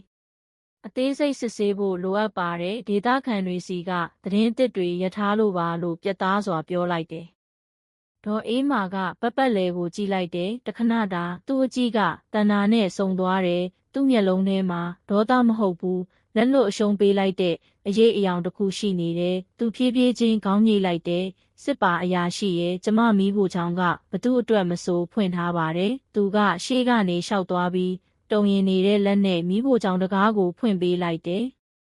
တောလှဲလိုက်တာနဲ့ဟင်းခတ်အမွှေးကြိုင်နဲ့တန်ညီနဲ့ရောထွေးနေတဲ့အနံကချက်ချင်းထိုးထွက်လာတယ်ထောင်းကရေခဲတစ်တာကြီးကသူ့နေရာမှာပဲရှိနေတော့ပဲဒါပေမဲ့တခုခုပြောင်းလဲနေတယ်သူ့ရဲ့ပါဝါကြိုးကဖြုတ်ထားပြီးကျမ်းပြင်ပေါ်မှာမီးလောင်ကွက်ငယ်လေးတစ်ခုရှိနေတယ်ရဲအုပ်လှဝင်းကကိုင်းပြီးစစ်ဆေးလိုက်ပြီးနောက်ခေါင်းမောလိုက်တယ်ခမားမီးဖို့ချောင်းကိုအခုလေးတင်တန်ရှင်းရေးလုပ်ထားတာလားဒေါ်အေးမာကခပ်ပါပါပြုံးလိုက်တယ်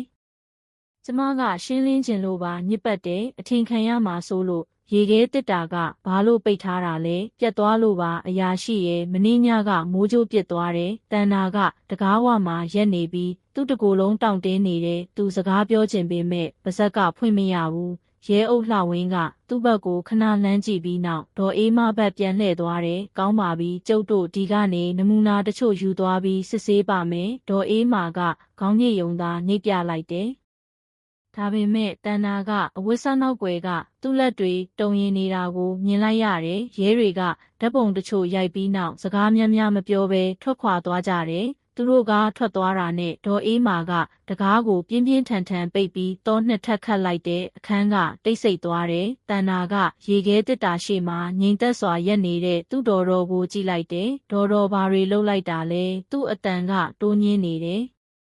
ဒေါ်အေးမာကလှည့်လာတယ်မျက်နာကဖြူဖြော့နေတယ်သူတို့မသိသင့်ဘူးသမီးသူတို့သာဒါကိုဖွင့်လိုက်ရင်ငါတို့ပျက်စီးသွားမှာဒါပေမဲ့အဲ့ဒီတက်တွေကအရေးကြီးတယ်လေလူတွေကအမှန်တရားကိုသိခွင့်ရှိတယ်ဒေါ်အေးမာကချင်းကပ်လာတယ်မျက်လုံးတွေကหนีရဲနေတယ်အမှန်တရားကတခါတလေလိန်ညာမှုထက်ပိုအန္တရာယ်များတယ်ဒါကိုသိဖို့ငါအသက်ကြာကြီးနေခဲ့ပြီးညရောက်တော့ဒေါ်အေးမာကမအိပ်ဘူးသူကမီးဖို့ချောင်းထဲမှာထိုင်ပြီးဗလာချင်းနေတဲ့အိုးကြီးတစ်လုံးကိုစိုက်ကြည့်နေတယ်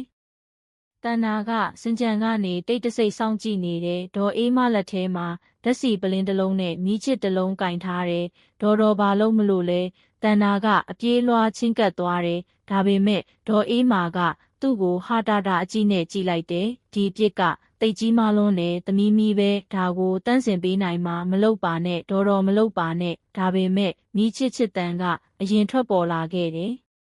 တခဏအတွင်းမှာမီးဖို့ချောင်းလိုက်ကာကိုလောင်ကျွမ်းသွားပြီးတစ်သားစင်နဲ့ယိုဖိတ်နေတဲ့ဓာတ်စီကိုကူးဆက်သွားတယ်မီးကအမြန်ကြီးမားလာပြီးအရိုင်းဆန်စွာလောင်ကျွမ်းနေတဲ့တန်နာအော်ဟစ်ပြီးဒေါ်အေးမလက်မောင်းကိုဆွဲလိုက်တယ်ကျမတို့အခုထွက်မှဖြစ်မယ်ငါ့ကိုထားခဲ့ဒေါ်အေးမာကညင်းဆန်ပေမဲ့မီးကကျမ်းပြင်ကိုလောင်ကျွမ်းနေပြီဖြစ်လို့သူတို့ကိုနောက်ဆုတ်ခိုင်းနေတဲ့မိခိုးငွေတွေကအခန်းကိုပြည့်နှက်လာတဲ့မျက်လုံးတွေဆက်ဖြင်းဖြစ်လာတဲ့အသက်ရှူရကျက်လာတဲ့ကြံတဲ့အားအင်နဲ့တန်နာကသူ့တော်ရဲ့ခန္ဓာကိုယ်ကိုနောက်ဖေးတကားစီဆွဲထုတ်သွားတယ်အပူကသူ့ရေပြားကိုလောင်ကျွမ်းနေပေမဲ့သူဆက်ဆွဲနေခဲ့တယ်နောက်ဆုံးမှာတော့နောက်ဖေးခြံဝင်းထဲကိုရောက်သွားခဲ့တယ်အိမ်နီးချင်းတချို့ကအော်ဟစ်ပြီးရေနဲ့ဖြစ်တယ်လို့နှိမ့်သက်နေကြပြီးဆူဆွတ်တဲ့မြေကြီးပေါ်ကိုရောက်တာနဲ့ဒေါ်အေးမာကပြင်းထန်စွာချောင်းဆိုးလိုက်တယ်မျက်နာကဖြူဖြော့နေပြီးသပင်တချို့ကမီးလောင်သွားတယ်သူလောင်ကျွမ်းနေတဲ့ဆိုင်ကိုကြည့်လိုက်တယ်မျက်လုံးတွေကအရေလဲ့နေတယ်အားလုံးဒီမှာပဲဆုံးသွားပါစေသမီးရဲ့ဘာမှမကြံပါစေနဲ့လို့အားနည်းစွာတီးတိုးပြောလိုက်တယ်တန်နာကသူ့လက်ကိုဆုပ်ကင်ပြီးငိုကြွေးနေမိတယ်မီးကသူတို့နောက်ွယ်မှာတောက်လောင်နေပြီးမီးဖို့ချောင်းတစ်ခုလုံးနဲ့အထဲကရေခဲတစ်တာကိုပါမျိုးသိပ်သွားတယ်မိနစ်အနည်းငယ်ကြာတော့မီးတက်ကားအိုးတန်တွေပဲတင်ထက်လာတယ်ဒါပေမဲ့အရာအလုံးကအချိန်လွန်သွားခဲ့ပြီးဒေါ်အေးမာရဲ့စီပြန်ဟင်းဆိုင်နဲ့သူ့ရဲ့လျှို့ဝှက်ချက်အားလုံးမီးတောက်တွေကြားထဲမှာပျောက်ကွယ်သွားခဲ့ပြီးမီးငိမ့်သွားတဲ့အခါမီးခိုးမဲရောင်ပြပုံပဲကြံရစ်ခဲ့တယ်အဲ့ဒီပြိုကျပျက်စီးမှုတွေကြားထဲမှာမီးလောင်ကျွမ်းနေတဲ့ခန္ဓာကိုယ်တစ်ခုကိုတွေ့ရှိခဲ့တယ်လုံးဝခွဲခြားလို့မရအောင်ဖြစ်နေခဲ့တယ်တန်နာကဒေသခံတွေကြားထဲမှာရက်နေပြီးမျက်နာကမျက်ရည်တွေနဲ့ဆူဆွတ်နေတယ်ဘသူမီးလောင်ခံခဲ့ရလဲဆိုတာသူမသိဘူး သူ့တော်လားဒါမှမဟုတ်သဲလွန်စတွေကိုဖျောက်ဖျက်ဖို့ကြိုးစားတဲ့ပုံမမိုင်းမှောင်တဲ့အရာတစ်ခုလားဒါပေမဲ့သူ့စိတ်ထဲမှာတော့တခုတော့သိနေခဲ့တယ်အဲ့ဒီမီးကအမှန်တရားကိုမဖျက်ဆီးနိုင်ခဲ့ဘူးအဲ့ဒါကမပြီးဆုံးသေးတဲ့အပြစ်ကိုယာယီဖုံးကွယ်ထားရုံလေးပဲနောက်တနေ့မနက်မှာတော့မီးလောင်နှန်းကမြင်သာရွာလေးထုထဲမှာဆွဲထင်ကြံရစ်နေတုန်းပဲဒေါ်အေးမာရဲ့စီပြန်ဟင်းဆိုင်ကအခုတော့မီးခိုးထွက်နေတဲ့ပြာပုံအမဲရောင်ကြီးဖြစ်နေပြီးရွာသားတွေကလမ်းပေါ်မှာရက်ပြီးတီးတိုးပြောဆိုရင်းတစ်ချိန်ကရွာမှာအစီကားဆုံးစားတောက်ဆိုင်ဖြစ်ခဲ့တဲ့အပျက်စီးတွေကိုကြည့်နေကြတယ်တချို့ကသနားတယ်တချို့ကတော့တက်ပြင်းချကြတယ်တန်နာကလူနာတင်ရင်ဘေးမှာထိုင်နေပြီးသူ့ကိုယ်ပေါ်မှာမီးခိုးရောင်ဆောင်တစ်ထည်လွှမ်းခြုံထားတယ်မျက်နှာကမီးခိုးတွေနဲ့ပေးကျန်နေပြီးမျက်လုံးတွေကတော့ဟာတာတာနဲ့မီးခိုးငွေတွေထွက်နေတုန်းဖြစ်တဲ့နေရာကိုစိုက်ကြည့်နေတယ်သူ့ရှေ့မှာရဲနှစ်ယောက်ကမီးလောင်မှုနေရာကိုစစ်ဆေးနေတယ်သူတို့တဲကတယောက်ဖြစ်တဲ့ရဲအုပ်လှဝင်းကတီတင်းတဲ့မျက်နှာနဲ့ချင်းကပ်လာတယ်တန်နာသူ့အတန်ကတည်ငြိမ်ပေမဲ့စူးရှနေတယ်ကျုပ်တို့မီးဖိုချောင်ထဲမှာရုပ်အလောင်းတစ်လောင်းတွေ့ထားတယ်ခမားကိုအတီးပြုတ်ခိုင်းဖို့လိုအပ်တယ်ကျုပ်တို့ကဒေါ်အေးမအလောင်းလို့ထင်တယ်ဒါပေမဲ့မသေးကြသေးဘူးတန်နာကမြေကြီးကိုစိုက်ကြည့်လိုက်တယ်နှက်ခမ်းတွေတုံရင်နေတယ်ကျမတော်ပါသူကမီးဆလောင်တုံးကအထဲမှာရှိနေခဲ့တာကျမဆွဲထုတ်ဖို့စူးစမ်းခဲ့ပေမဲ့သူ့အတန်ကပြတ်တောက်သွားပြီးမျက်ရည်တွေကျလာတယ်ရဲအုပ်လှဝင်းကသူ့ပုခုံးကိုဖြည်းဖြည်းချင်းပုတ်လိုက်တယ်ကျုပ်တို့တေချာအောင်စစ်ဆေးပါမယ်ဒါပေမဲ့ထူးဆန်းတာတစ်ခုရှိနေတယ်ကျုပ်တို့မီးဖိုချောင်ကျန်းခင်းအောက်မှာတစ်ခုခုတွေ့ထားတယ်မြေလွာကအတစ်တူးထားသလိုပဲတန်တာကခေါင်းမော့လိုက်တယ်နှလုံးကတဒိတ်ဒိတ်ခုန်လာတယ်ဘာတွေ့လို့လဲရာရှိရဲအုပ်လှဝင်းကတက်ပြင်းချလိုက်တယ်အယိုးအပိုင်းအစတွေပဲမှုခင်းစေးပညာတက်ခွဲခန်းမှာစစ်ဆေးနေတော့မှတန်နာကလက်နှစ်ဖက်နဲ့မျက်နှာကိုအုပ်လိုက်တယ်တကူလုံးတုံရင်နေတယ်သူအမြဲတမ်းကြောက်ရွံ့နေခဲ့တဲ့အရာတွေအားလုံးအခုတော့အမှန်တကယ်ပေါ်ထွက်လာခဲ့ပြီနှစ်ရက်ကြာတော့ဓာတ်ခွဲခန်းအဖြေထွက်လာတယ်ကျန်းကင်းအောက်ကတွေ့ရှိတဲ့အယိုးပိုင်းအစတွေဟာအရွယ်ရောက်ပြီးသားလူရိုးတွေဖြစ်တယ်လို့ရဲတွေကအတီးပြူလိုက်တယ်ပိုပြီးထိတ်လန့်စရာကောင်းတာကတော့မီးဖိုချောင်ထဲမှာမီးလောင်ကျွမ်းနေတဲ့ရုပ်အလောင်းဟာဒေါ်အေးမှမဟုတ်ဘူးဆိုတာပဲအဲ့ဒီသတင်းကိုကြားတော့တဏ္ဍမျက်နာကဖြူလျှော့သွားတယ်မဖြစ်နိုင်ဘူးကျမကိုယ်တိုင်မြင်ခဲ့တာသူမီးဖိုချောင်ထဲမှာရှိနေခဲ့တာရဲအုပ်လှဝင်းကဖြင်းနှင်းစွာခေါင်းခါလိုက်တယ်ကျုပ်တို့တခြားလူတစ်ယောက်ရဲ့လက်ဝတ်ရတနာနဲ့အဝတ်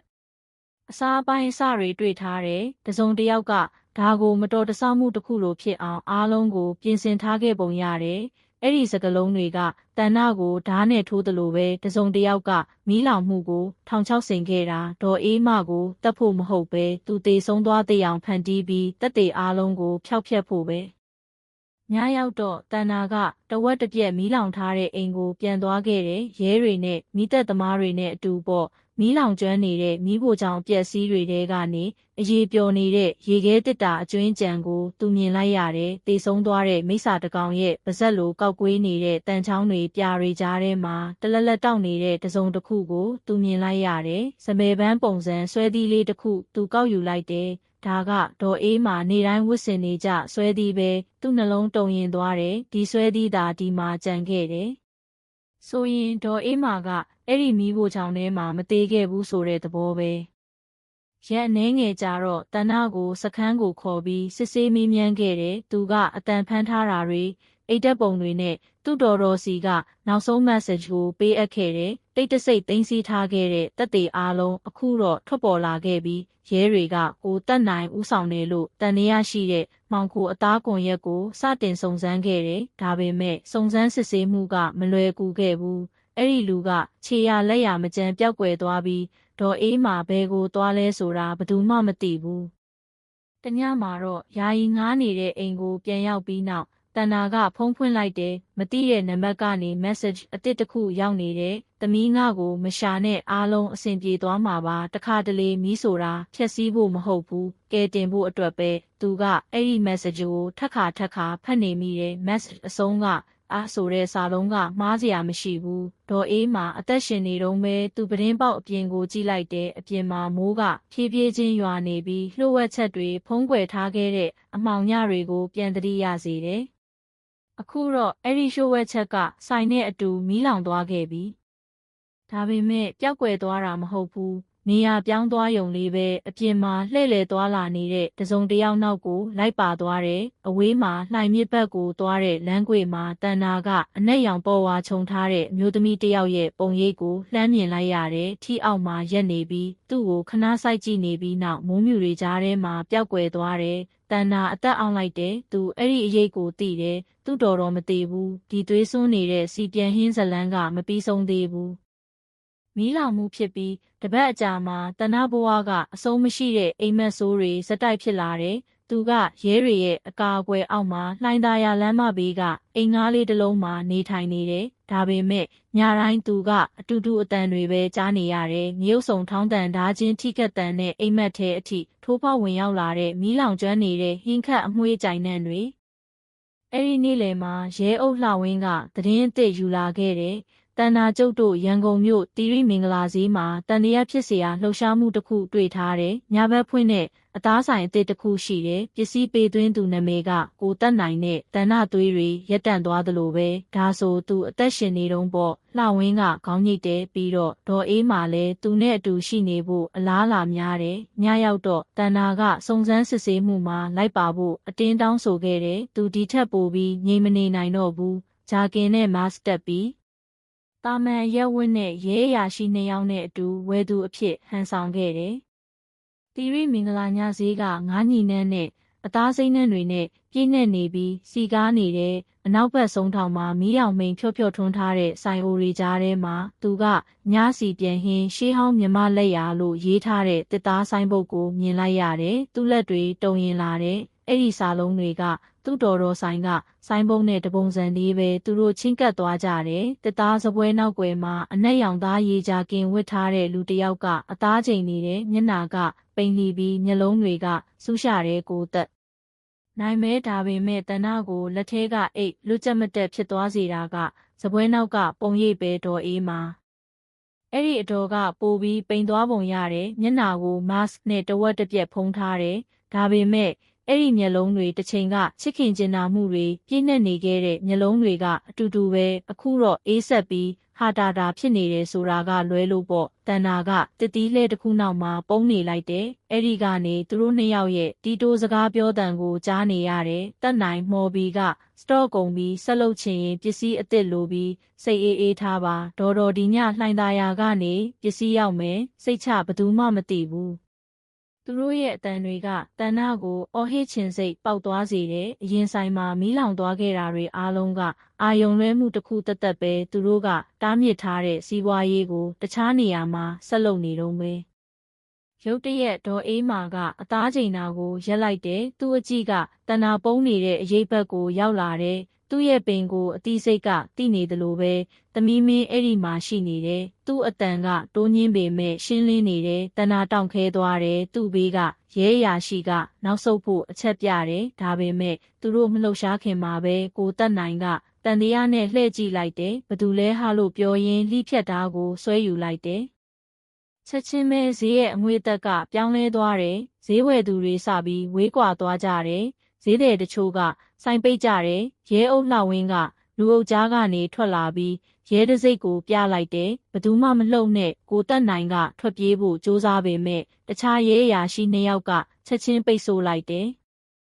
အဲ့ဒီအချိန်မှာဒေါ်အေးမာကမလှုပ်ရှားဘူးသူကငြိမ်သက်စွာရက်ပြီးပုံးနေရာကနေထွက်လာတဲ့တန်နာကိုစိုက်ကြည့်နေတယ်သူတို့အကြည့်ချင်းစုံသွားတယ်အချိန်ကရက်တန့်သွားသလိုပဲဒေါ်တန်နာအတန်ကတုံရင်နေတယ်ဘာလို့လဲဘာလို့မရက်လိုက်တာလဲဒေါ်အေးမာပပြင်ပေါ်မှာမျက်ရည်တွေစီးကျလာတယ်ဒါပေမဲ့သူ့မျက်နှာပေါ်မှာခပ်ပါးပါးပြုံးတစ်ခုပေါ်လာတယ်သမီးနားမလဲပါဘူးကွယ်ဒီလောကထဲကိုတစ်ခါဝင်ပြီးရင်ထွက်လန်းမရှိတော့ဘူးငါကအရန်နဲ့ရှိုင်းရောက်နေခဲ့ပြီးရဲအုပ်လှဝင်းကချင်းကပ်လာပြီးတော့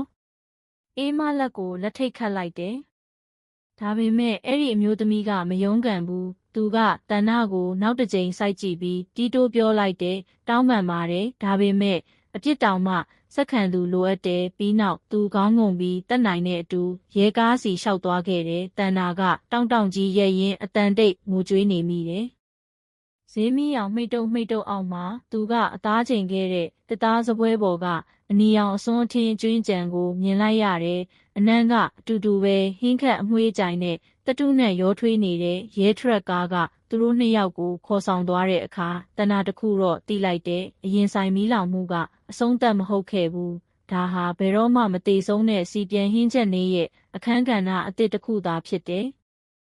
အဲ့ဒီညမှာလူစီကားမှုတွေစပြီးပါသွားတဲ့ဈေးလယ်မှာသူ့ကိုယ်သူဂရိပေးလိုက်တယ်ဒီလျှို့ဝှက်ချက်ကတကယ်တမ်းအဆုံးသတ်ရမယ်အဲ့ဒါကိုဖျောက်ဖျက်ဖို့သူကိုယ်တိုင်အမှောင်ထုတဲကိုဆင်းသွားရရင်တောင်မှသီရိမင်္ဂလာဈေးမှာဖမ်းဆီးမှုဖြစ်ပြီးနှစ်ပတ်အကြာမှာလူသားအသားစီပြန်ဟင်းအမှုကမြန်မာတနိုင်ငံလုံးကိုတုန်လှုပ်သွားစေခဲ့တဲ့နိုင်ငံပိုင်မီဒီယာတွေကသတင်းကိုနာရီတိုင်းထုတ်လွှင့်နေတဲ့ဒေါ်အေးမာနဲ့ကိုသက်နိုင်တို့ရဲ့မျက်နှာတွေက TV ဖန်သားပြင်ပေါ်မှာပနေပြီးမော်ဘီမှမိစ္ဆာစီပြန်ဟင်းအတွဲလို့တစိမ့်ကပ်ခံခဲ့ရတယ်။ဒါပေမဲ့တဏှာအတွက်တော့အဲ့ဒီသတင်းကစိတ်သက်သာရမှုကိုမပေးဘဲဟာရာဖြစ်ခြင်းကိုသာဆောင်ကျင်းပေးခဲ့တယ်။ညာတိုင်းသူကသူ့တော်ရဲ့ဈေးထဲကနောက်ဆုံးကြည့်ကိုပြန်တတိယနေမိတယ်။ဟာတာလက်လွတ်အရှုံးပေးထားသလိုဒါပေမဲ့တခုခုကိုဖုံးကွယ်ထားသလိုပဲ။သူကအရာအလုံးပြီးဆုံးသွားပြီဆိုတဲ့ယုံကြည်ချက်နဲ့စိတ်ကိုတည်ငြိမ်အောင်စ조사ခဲ့တယ်။ဒါပေမဲ့အဲ့ဒီညနေမှာရဲအုပ်လှဝင်းကသူ့ကိုထပ်လာတွေ့တဲ့အခါသူ့ရဲ့တီတင်းတဲ့မျက်နှာကတဏှရင်ကိုပြန်လဲတင်းကျပ်သွားစေတယ်။တဏှလို့ဖြင်းညင်းစွာပြောလိုက်တယ်။ကျုပ်တို့တခွဲခန်းကနေအဖြေအသစ်ရထားတယ်။တီရိမင်္ဂလာဈေးကဆိုင်မှာရောင်းတဲ့အသားတွေကလူသားကနေလာတာမှန်တယ်ဒါပေမဲ့သားကောင်အသစ်စီကမဟုတ်ဘူးအားလုံးကမော်ဘီကအထူးတိုလောင်ယုံကနေလာတဲ့အဟောင်းတွေပဲတန်နာကသူ့ကိုအံ့ဩစွာကြည့်လိုက်တယ်အထူးတိုလောင်ယုံဟုတ်လားဟုတ်တယ်ကျုပ်တို့ကမီးလောင်သွားတဲ့ဆိုင်ကလွဲလို့တခြားနေရာတစ်ခုရှိသေးတယ်လို့ယုံကြည်တယ်အေးခန်းကိုတောင်တစ်ခုပေါ့ဒါပေမဲ့အေးမာကစကားမပြောဘူးနှစ်ရက်ကြာတော့ရဲတွေကတန်နာကိုဒေါ်အေးမာနဲ့ဓာတ်ရိုက်စကားပြောကြည့်ဖို့စခန်းကိုလိုက်ခဲ့ဖို့တောင်းဆိုခဲ့တယ်။သွေးသားတော်ဆက်မှုကအဲ့ဒီအမျိုးသမီးကိုပါဇက်ဖွင့်လာစေနိုင်မယ်လို့သူတို့မျှော်လင့်ခဲ့ကြတယ်။စစ်ကြောရေးခန်းကသေးငယ်ပြီးအေးဆက်နေတယ်။ဒေါ်အေးမာကလက်ထိတ်ခက်လျက်ထိုင်နေတဲ့မျက်နာကအသက်အရွယ်ထက်ပိုပြီးအိုမင်းနေပုံရတယ်။တန်နာဝင်လာတဲ့အခါအဲ့ဒီအမျိုးသမီးကခက်ရေးရေးပြုံးလိုက်တဲ့သမီးပိန်သွားလိုက်တာဒေါ်တော်ကိုကြောက်နေတုံးမဲလားတန်နာကမဖြေဘူးသူကစပွဲတစ်ဖက်မှာထိုင်ပြီးသူ့ဒေါ်ကိုတဲ့စိုက်ကြည့်နေလိုက်တယ်ဒေါ်သူတို့အားလုံးကိုတီးဖို့လိုအပ်တယ်ဒီကိစ္စဘလောက်ကြာပြီလဲကျန်တဲ့အသားတွေဘယ်မှာသိမ်းထားလဲဒေါ်အေးမာကခေါင်းငုံလိုက်တယ်လက်ချောင်းတွေကတင်းတင်းကြပ်ကြပ်ဆုပ်ကင်ထားတယ်ဒါကိုငါကစခဲ့တယ်လို့မင်းထင်နေတာလားငါကချက်ယုံပဲချက်တာသမီးရဲ့ငါဘသူ့ကိုမှမတတ်ခဲ့ဘူးဒါဆိုဘသူလဲသူအကြာကြီးတိတ်ဆိတ်နေပြီးနောက်တီတိုးပြောလိုက်တယ်တက်နိုင်ကကြားခံလူတက်ပဲသူ့အထက်မှာလူတစ်ယောက်ရှိတယ်တထေးတွေအာနာရှိတဲ့သူတွေသူတို့ကအဲ့ဒီစီပြန်ဟင်းကိုကြိုက်ကြတယ်အချိန်အကြာကြီးဟင်းခတ်အမွှေးကြိုင်တွေနဲ့ချက်ထားတဲ့လူသားအသားကအသက်ရှည်စေတဲ့တဏ္ဍာတောင့်ခဲသွားတယ်အဲ့ဒီစကလုံးတွေကယူနက်နဲ့ဒဏ္ဍာရီတစ်ခုလိုပဲဒါပေမဲ့ဒေါ်အေးမာပြောပုံကတည်ငြိမ်ပြီးယုံကြည်မှုရှိတဲ့အတွက်သူ့ချက်သီးမွေးညင်းတွေထသွားတယ်ဒေါ်အဲ့ဒီလူကဘသူလဲဒေါ်အေးမာကခါးသီးစွာပြုံးလိုက်တယ်ငါသာပြောလိုက်ရင်မင်းကအရင်သေးသွားလိမ့်မယ်တစ်ဖက်မြင်မှန်နောက်ကနေစောင့်ကြည့်နေတဲ့ရဲအုပ်လှဝင်းကတဏ္ဍာကိုစိုးရိမ်တကြီးကြည့်လိုက်ပြီးရက်တန့်ဖို့အချက်ပြလိုက်တယ်ဒါပေမဲ့တဏ္ဍာကအရှုံးမပေးဘဲညှင်းဆန်ခဲ့တယ်ဒေါ်တောင်းပန်ပါတယ်ကျမကအားလုံးကိုအဆုံးသတ်စေခြင်းယုံလေးပါတော့အေးမာကသူ့ကိုအကြာကြီးစိုက်ကြည့်နေပြီးနောက်ကလတ်ထိုင်ကိုမှီလိုက်တယ်မင်းသားအားလုံးကိုအဆုံးသတ်စေခြင်းလှိုင်မြေကန်းနာကအိမ်ဟောင်းကိုသွားသူ့နောက်ကကိုရောင်တတိထားတော်သမီးတချို့လျှို့ဝှက်ချက်တွေကမြုပ်နှံထားတာကပိုကောင်းတယ်ဒါကအရာရှိတွေကတဏ္ဍာကိုအခန်းပြင်ကိုဆွဲထုတ်မသွားခင်ဒေါ်အေးမာပြောခဲ့တဲ့နောက်ဆုံးစကားပဲအဲ့ဒီညမှာရဲတွေရဲ့အမိန့်ကိုဖီဆန်ပြီးတဏ္ဍာကပြောထားတဲ့နေရာကိုတယောက်တည်းသွားဖို့ဆုံးဖြတ်လိုက်တဲ့အိမ်ကမြေကမ်းနဘေးမှာတိတ်ဆိတ်စွာတည်ရှိနေတဲ့နေရန်တချို့ကမီးလောင်ထားတဲ့အရာတွေနဲ့မြင်းနဲ့နေတဲ့အိမ်နောက်ဘက်မှာတော့ခလောက်အဟောင်းခတ်ထားတဲ့ကိုရောင်ငယ်လေးတစ်လုံးရှိနေတယ်။တုံရင်နေတဲ့လက်နဲ့တန်နာကတော့ကိုရိုက်ခွဲပြီးတကားဖွင့်လိုက်တဲ့အေးဆက်တဲ့လေးကရင်းနှီးနေတဲ့အညီနှန်းနဲ့အတူချက်ချင်းထိုးထွက်လာတဲ့အထဲမှာသူကတက်ရက်စီထားတဲ့ရေခဲတစ်တာကြီးတချို့ကိုမြင်လိုက်ရတယ်တချို့ကအခန်းထောင်ကမီးဆက်ငယ်လေးနဲ့အလုံးလုံးနေတုံးပဲသူတစ်လုံးပြီးတစ်လုံးဖွင့်ကြည့်လိုက်တယ်ပထမတစ်လုံးကဗလာဒုတိယတစ်လုံးလဲဗလာပဲဒါပေမဲ့တတိယရေခဲတစ်တာမှာတော့သူကအရေပြစ်တွေနဲ့အထဲမှာတခုခုပေါ်လောပေါ်နေတဲ့ဖန်မလင်းကြီးတစ်လုံးကိုမြင်လိုက်ရတယ်ထိမ့်သိမ်းထားတဲ့ အသားလိုအပိုင်းစငယ်လေးတွေစပွဲပေါ်ကမတ်စုပုံတွေကြားထဲမှာအနက်ရောင်အဖုံးနဲ့စာအုပ်အဟောင်းတအုပ်ရှိနေတယ်ပထမစာမျက်နှာမှာထာဝရအသက်ရှင်ခြင်းချက်နီးဒေါ်အေးမာဤစီပြန်ဟင်းလျှို့ဝှက်ချက်လို့ရေးထားတယ်တန်နာကတုံရင်နေတဲ့လက်နဲ့စာမျက်နှာကိုလှန်လိုက်တယ်အဲ့ဒီမှာအသက်30အောက်လူသားသားနဲ့ဟင်းခတ်အမွှေးကြိုင်ရောဆက်နီးကိုရေးထားတယ်။တနတကူလုံးတောင့်တင်းသွားတယ်။သူမျက်လုံးမိတ်ပြီးအန်ဂျင်စိတ်ကိုထိန်းထားလိုက်တယ်။ဒါပေမဲ့ကြောက်ရွံ့စိတ်နဲ့ဆက်ဆုပ်စိတ်ကြားထဲမှာသူသဘောပေါက်လိုက်တယ်။ဒါဟာရာဇဝတ်မှုတသက်မဟုတ်ဘူး။ဒါဟာလက်ဆင့်ကမ်းလာတဲ့ကမ္မထံတစ်ခုပတ်စံထက်ပုံမမိုက်မောင်တဲ့အကြောင်းပြချက်အတွက်ဖန်တီးထားတဲ့ချက်နည်းတစ်ခုပဲ။ဟိုတောင်ပြင်ဘက်မှာကားဆက်တန်ကြားလိုက်ရတယ်လမ်းဘက်ကနေမီးအောင်ကထိုးလာတယ်တယောက်ရောက်လာနေပြီးတန်နာကဓမီကိုအမြန်ပိတ်ပြီးရေခဲတစ်တာနောက်မှာပုံနေလိုက်တယ်ခြေတံတွေနီးကပ်လာတယ်တကားကအကြွေကြွေမြည်သွားတယ်ပြီးတော့ယောက်ျားတစ်ယောက်ရဲ့တိုးညင်းပေမဲ့ရှင်းလင်းတဲ့အတန်ကိုကြားလိုက်ရတယ်ဒေါ်အေးမှာအဖမ်းခံရပြီးအခုတခြားသူတွေရဲ့အလှဲ့ပဲတန်နာအသက်အောင်လိုက်တယ်သူအဲ့ဒီအတန်ကိုသိတယ်ကိုတက်နိုင်ရဲ့အတန်ပဲအဲ့ဒီညမှာသွေးနဲ့ဟင်းခတ်အမွှေးကြိုင်ပုတ်တိုးနှံတွေကြားထဲမှာသူ့တော်လိမ်မပြဩခဲ့ဘူးဆိုတာကိုသူသိလိုက်တယ်ဒီအရာအလုံးရဲ့နောက်ွယ်မှာပိုပြီးအနေရများတဲ့တစုံတစ်ယောက်ရှိနေတယ်ကိုတက်နိုင်ရဲ့ခြေတံတွေကပိုပြီးနီးကပ်လာတယ်တဏ္ဍာကရေခဲတစ်တာနောက်မှာအသက်အောင်ထားတယ်နှလုံးကလေချောင်းထဲမှာတောင်ခံစားရလောက်အောင်ပြင်းထန်စွာခုန်နေတယ်ကိုရောင်တကားကကြဲကြဲပွင့်သွားတယ်ဓမီအောင်ကမှောင်ထုကိုထိုးဖောက်ဝင်ရောက်လာတယ်ဓာတ်စီနန်းနဲ့သွေးညီနဲ့ရောနေတဲ့အနံ့ကအခန်းကိုပြည့်နှက်သွားတယ်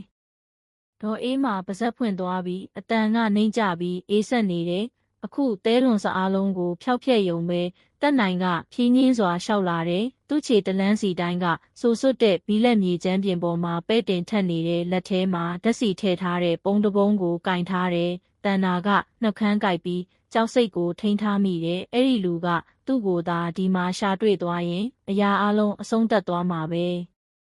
အဲ့ဒီလူကစပွဲရှိမှရက်လိုက်တယ်သူကတန်နာခုနာကဖတ်ခဲ့တဲ့အနက်ရောင်သားရေအဖုံးနဲ့စာအုပ်ကိုဖွင့်လိုက်တယ်စာမျက်နှာတွေကိုစိုက်ကြည့်ရင်ဖြင်းညင်းစွာရေရွတ်နေတဲ့ထာဝရအသက်ရှင်ခြင်းချက်နေတဲ့ယူနေတဲ့ကောင်တွေပြီးတော့သူကစာအုပ်ကိုကျမ်းပြင်ပေါ်လွှင့်ပစ်လိုက်ပြီးကိုတောင်ပတ်လဲမှာဓာတ်စီလောင်းချလိုက်တယ်စူးရှားတဲ့အနံ့ကချက်ချင်းလေထုထဲမှာပြန့်နှံ့သွားတယ်အဲ့ဒီအချိန်မှာတဏ္ဍာသဘောပေါက်လိုက်တယ်တက်နိုင်ကဘာကိုမှကယ်တင်ဖို့ရည်ရွယ်တာမဟုတ်ဘူးသူကအရာအလုံးကိုဖျောက်ဖျက်ချင်နေတာဒါပေမဲ့မီးမရှို့ခင်မှာတဏ္ဍအိတ်ကက်ထဲကတစုံတစ်ခုတုံခါလာတယ်သူ့ဖုန်းမဲတိုတောင်းတဲ့ notification တန်ကတိတ်ဆိတ်မှုကိုဖြိုခွင်းလိုက်တယ်တက်နိုင်ကအမြန်လှည့်ကြည့်လိုက်တယ်ဘသူလဲဟတ်သူအသက်အောင်လိုက်တယ်ဒါပေမဲ့အချိန်လွန်သွားခဲ့ပြီးတက်နိုင်ကအတန်လာရာစီပြေးသွားပြီးရေခဲတစ်တာကိုကန်လိုက်တော့တကားပွင့်သွားတယ်သူကအရိတ်ထဲမှာကွေးကွေးလေးနေတဲ့တန်နာကိုမြင်လိုက်ရတယ်မျက်နာကဖြူဖြော့နေတယ်အော်မင်းကို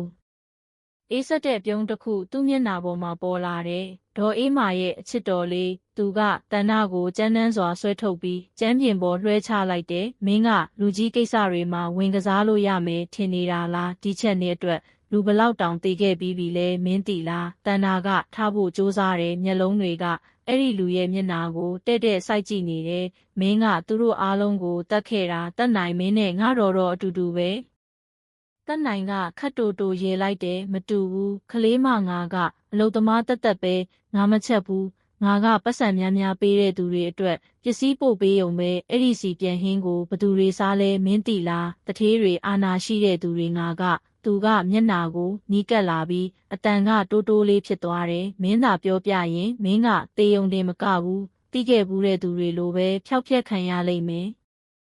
ဒါပေမဲ့အဲ့ဒီချင်းချောက်မှုကြားထဲမှာတဏ္ဍာကအခန်းထောင်းကကြည်လင်တဲ့အရည်တွေပါတဲ့ဖန်ပလင်းကြီးတစ်လုံးကိုမြင်လိုက်ရတယ်။သူစာအုပ်ထဲကစာသားကိုသတိရသွားတယ်ထိမ့်သိမ့်ဖို့အတွက်ဤတနောနဲ့ဟင်းခတ်အမွှေးကြိုင်ရောဆက်နီးစဉ်းစားမနေပဲသူအဲ့ဒီပလင်းကိုဆွဲယူပြီးတက်နိုင်ရဲ့ခေါင်းကိုအားကုန်ရိုက်ချလိုက်တဲ့ပလင်းကွဲသွားပြီးအရည်တွေကသူ့မျက်နှာပေါ်ဖိတ်ဆင်သွားတယ်တက်နိုင်ကအော်ဟစ်ပြီးနောက်ကိုရိုင်နေသွားတယ်တဏ္ဍာကချက်ချင်းကိုတောင်ပြင်ဘက်ကိုပြေးထွက်ပြီးဖုန်းကိုဖွင့်ကာရဲအုပ်လှဝင်းစီကိုအရေးပေါ် message ပို့လိုက်တယ်ကျမလှိုင်မြေကမ်းနားကအိမ်နောက်ကကိုတောင်မှာတက်နိုင်ဒီမှာရှိနေတယ် သူ့နောက်ကနေလေးလံတဲ့ခြေတံတွေပြန်ကြားလာရတယ်။တက်နိုင်ကဒေါသတကြီးအော်ဟစ်ပြီးထလာတယ်။မျက်နာကသွေးတွေနဲ့ဓာတုအရည်တွေနဲ့ပေကျန်နေတယ်။မင်းထွက်ပြေးလို့ရမယ်ထင်နေလား။သူကမီးချစ်ကိုဆွဲထုတ်ပြီးချစ်လိုက်တယ်။မီးကကျမ်းပြင်ပေါ်ကဓာတ်ဆီဖိတ်စင်နေတာကိုချက်ချင်းလောင်ကျွမ်းသွားတယ်။တခဏအတွင်းမှာကိုတောင်ကမီးဆွဲလောင်သွားတယ်။တန်နာကအပြင်ကိုပြေးထွက်လာတယ်။အသက်ရှူမဝတော့ဘူး။မီးခိုးအမဲရောင်တွေကကောင်းကင်စီတက်သွားပြီးကိုတောင်ထဲကနေပောက်ကွဲတန်ငယ်လေးတွေထွက်ပေါ်လာတယ်။မီးတောက်တွေနောက်ွယ်ကနေတက်နိုင်ရဲ့အရေးကမတက်ရက်နေတုံးပဲပြီးတော့ကျမ်းပြင်ပေါ်ပြိုကျသွားတယ်။မိနစ်အနည်းငယ်ကြာတော့ရဲအိုးတန်တွေနီးကပ်လာတယ်။ရဲအုပ်လှဝင်းကကားပေါ်ကနေခုန်ဆင်းလာပြီးတန်နာကိုမီးတောက်တွေစီကနေဆွဲထုတ်သွားတယ်။သူ့အထဲမှာတန်နာကအားနည်းစွာခေါင်းငိတ်လိုက်တယ်။တက်နိုင်သူအားလုံးကိုမီးရှို့လိုက်တာလှဝင်းကဆက်လက်ကြီးမားလာတဲ့မီးကိုစိုက်ကြည့်လိုက်တယ်။ဒါကအားလုံးရဲ့အဆုံးသက်ဖြစ်လောက်ပါတယ်။ဒါပေမဲ့တန်နာကကိုတောင်နောက်ကမြစ်ဘက်ကိုကြည့်လိုက်တယ်။မြစ်ကမ်းနားမှာမီးခိုးမြူတွေနဲ့မီးအောင်နီကြားထဲမှာတစုံတစ်ယောက်ရဲ့အရိပ်ကငြိမ်သက်စွာရက်နေတယ်။အနက်ရောင်ပေါ်ဝါခြုံထားတဲ့အမျိုးသမီးတစ်ယောက်ကသူတို့ကိုစကားမပြောဘဲစိုက်ကြည့်နေပြီးနောက်လှဲထွက်ကတစ်ပင်တွေဘက်ကိုပျောက်ကွယ်သွားတယ်။ဒေါ်လို့တန်နာကဖြင်းချင်းစွာတီးတိုးပြောလိုက်တယ်။သူ့အတန်ကမကြားတကြားပဲလှဝင်းကလှဲကြည့်လိုက်တယ်။ဘာလဲတန်နာကဟာတာနဲ့စိုက်ကြည့်နေတယ်။ဒေါ်အေးမှာသူအသက်ရှင်နေတုံးပဲညလေကမီးလောင်နှန်းနဲ့ဟင်းခတ်အမွှေးကြိုင်နဲ့ရောထွေးနေတာကိုတဲဆောင်လာတယ်။ကိုတောင်ကမီးကလုံးဝဖျောက်ဖျက်လို့မရတဲ့အပြစ်တွေရဲ့အကျွင်းကြံတွေကိုဆက်လက်လောင်ကျွမ်းနေတဲ့တက်တေအားလုံးပြာကျသွားတဲ့အခါမှာတော့အဲ့ဒီစီပြန်ဟင်းချက်နီးကပျောက်ကွယ်မသွားသေးဘူးဆိုတာကိုတန်နာသိလိုက်တယ်။အဲ့ဒါကအမှောင်ထုထဲမှာခုလေးတင်ပျောက်ကွယ်သွားတဲ့တစုံတစ်ယောက်ရဲ့လက်ထဲမှာအသက်ရှင်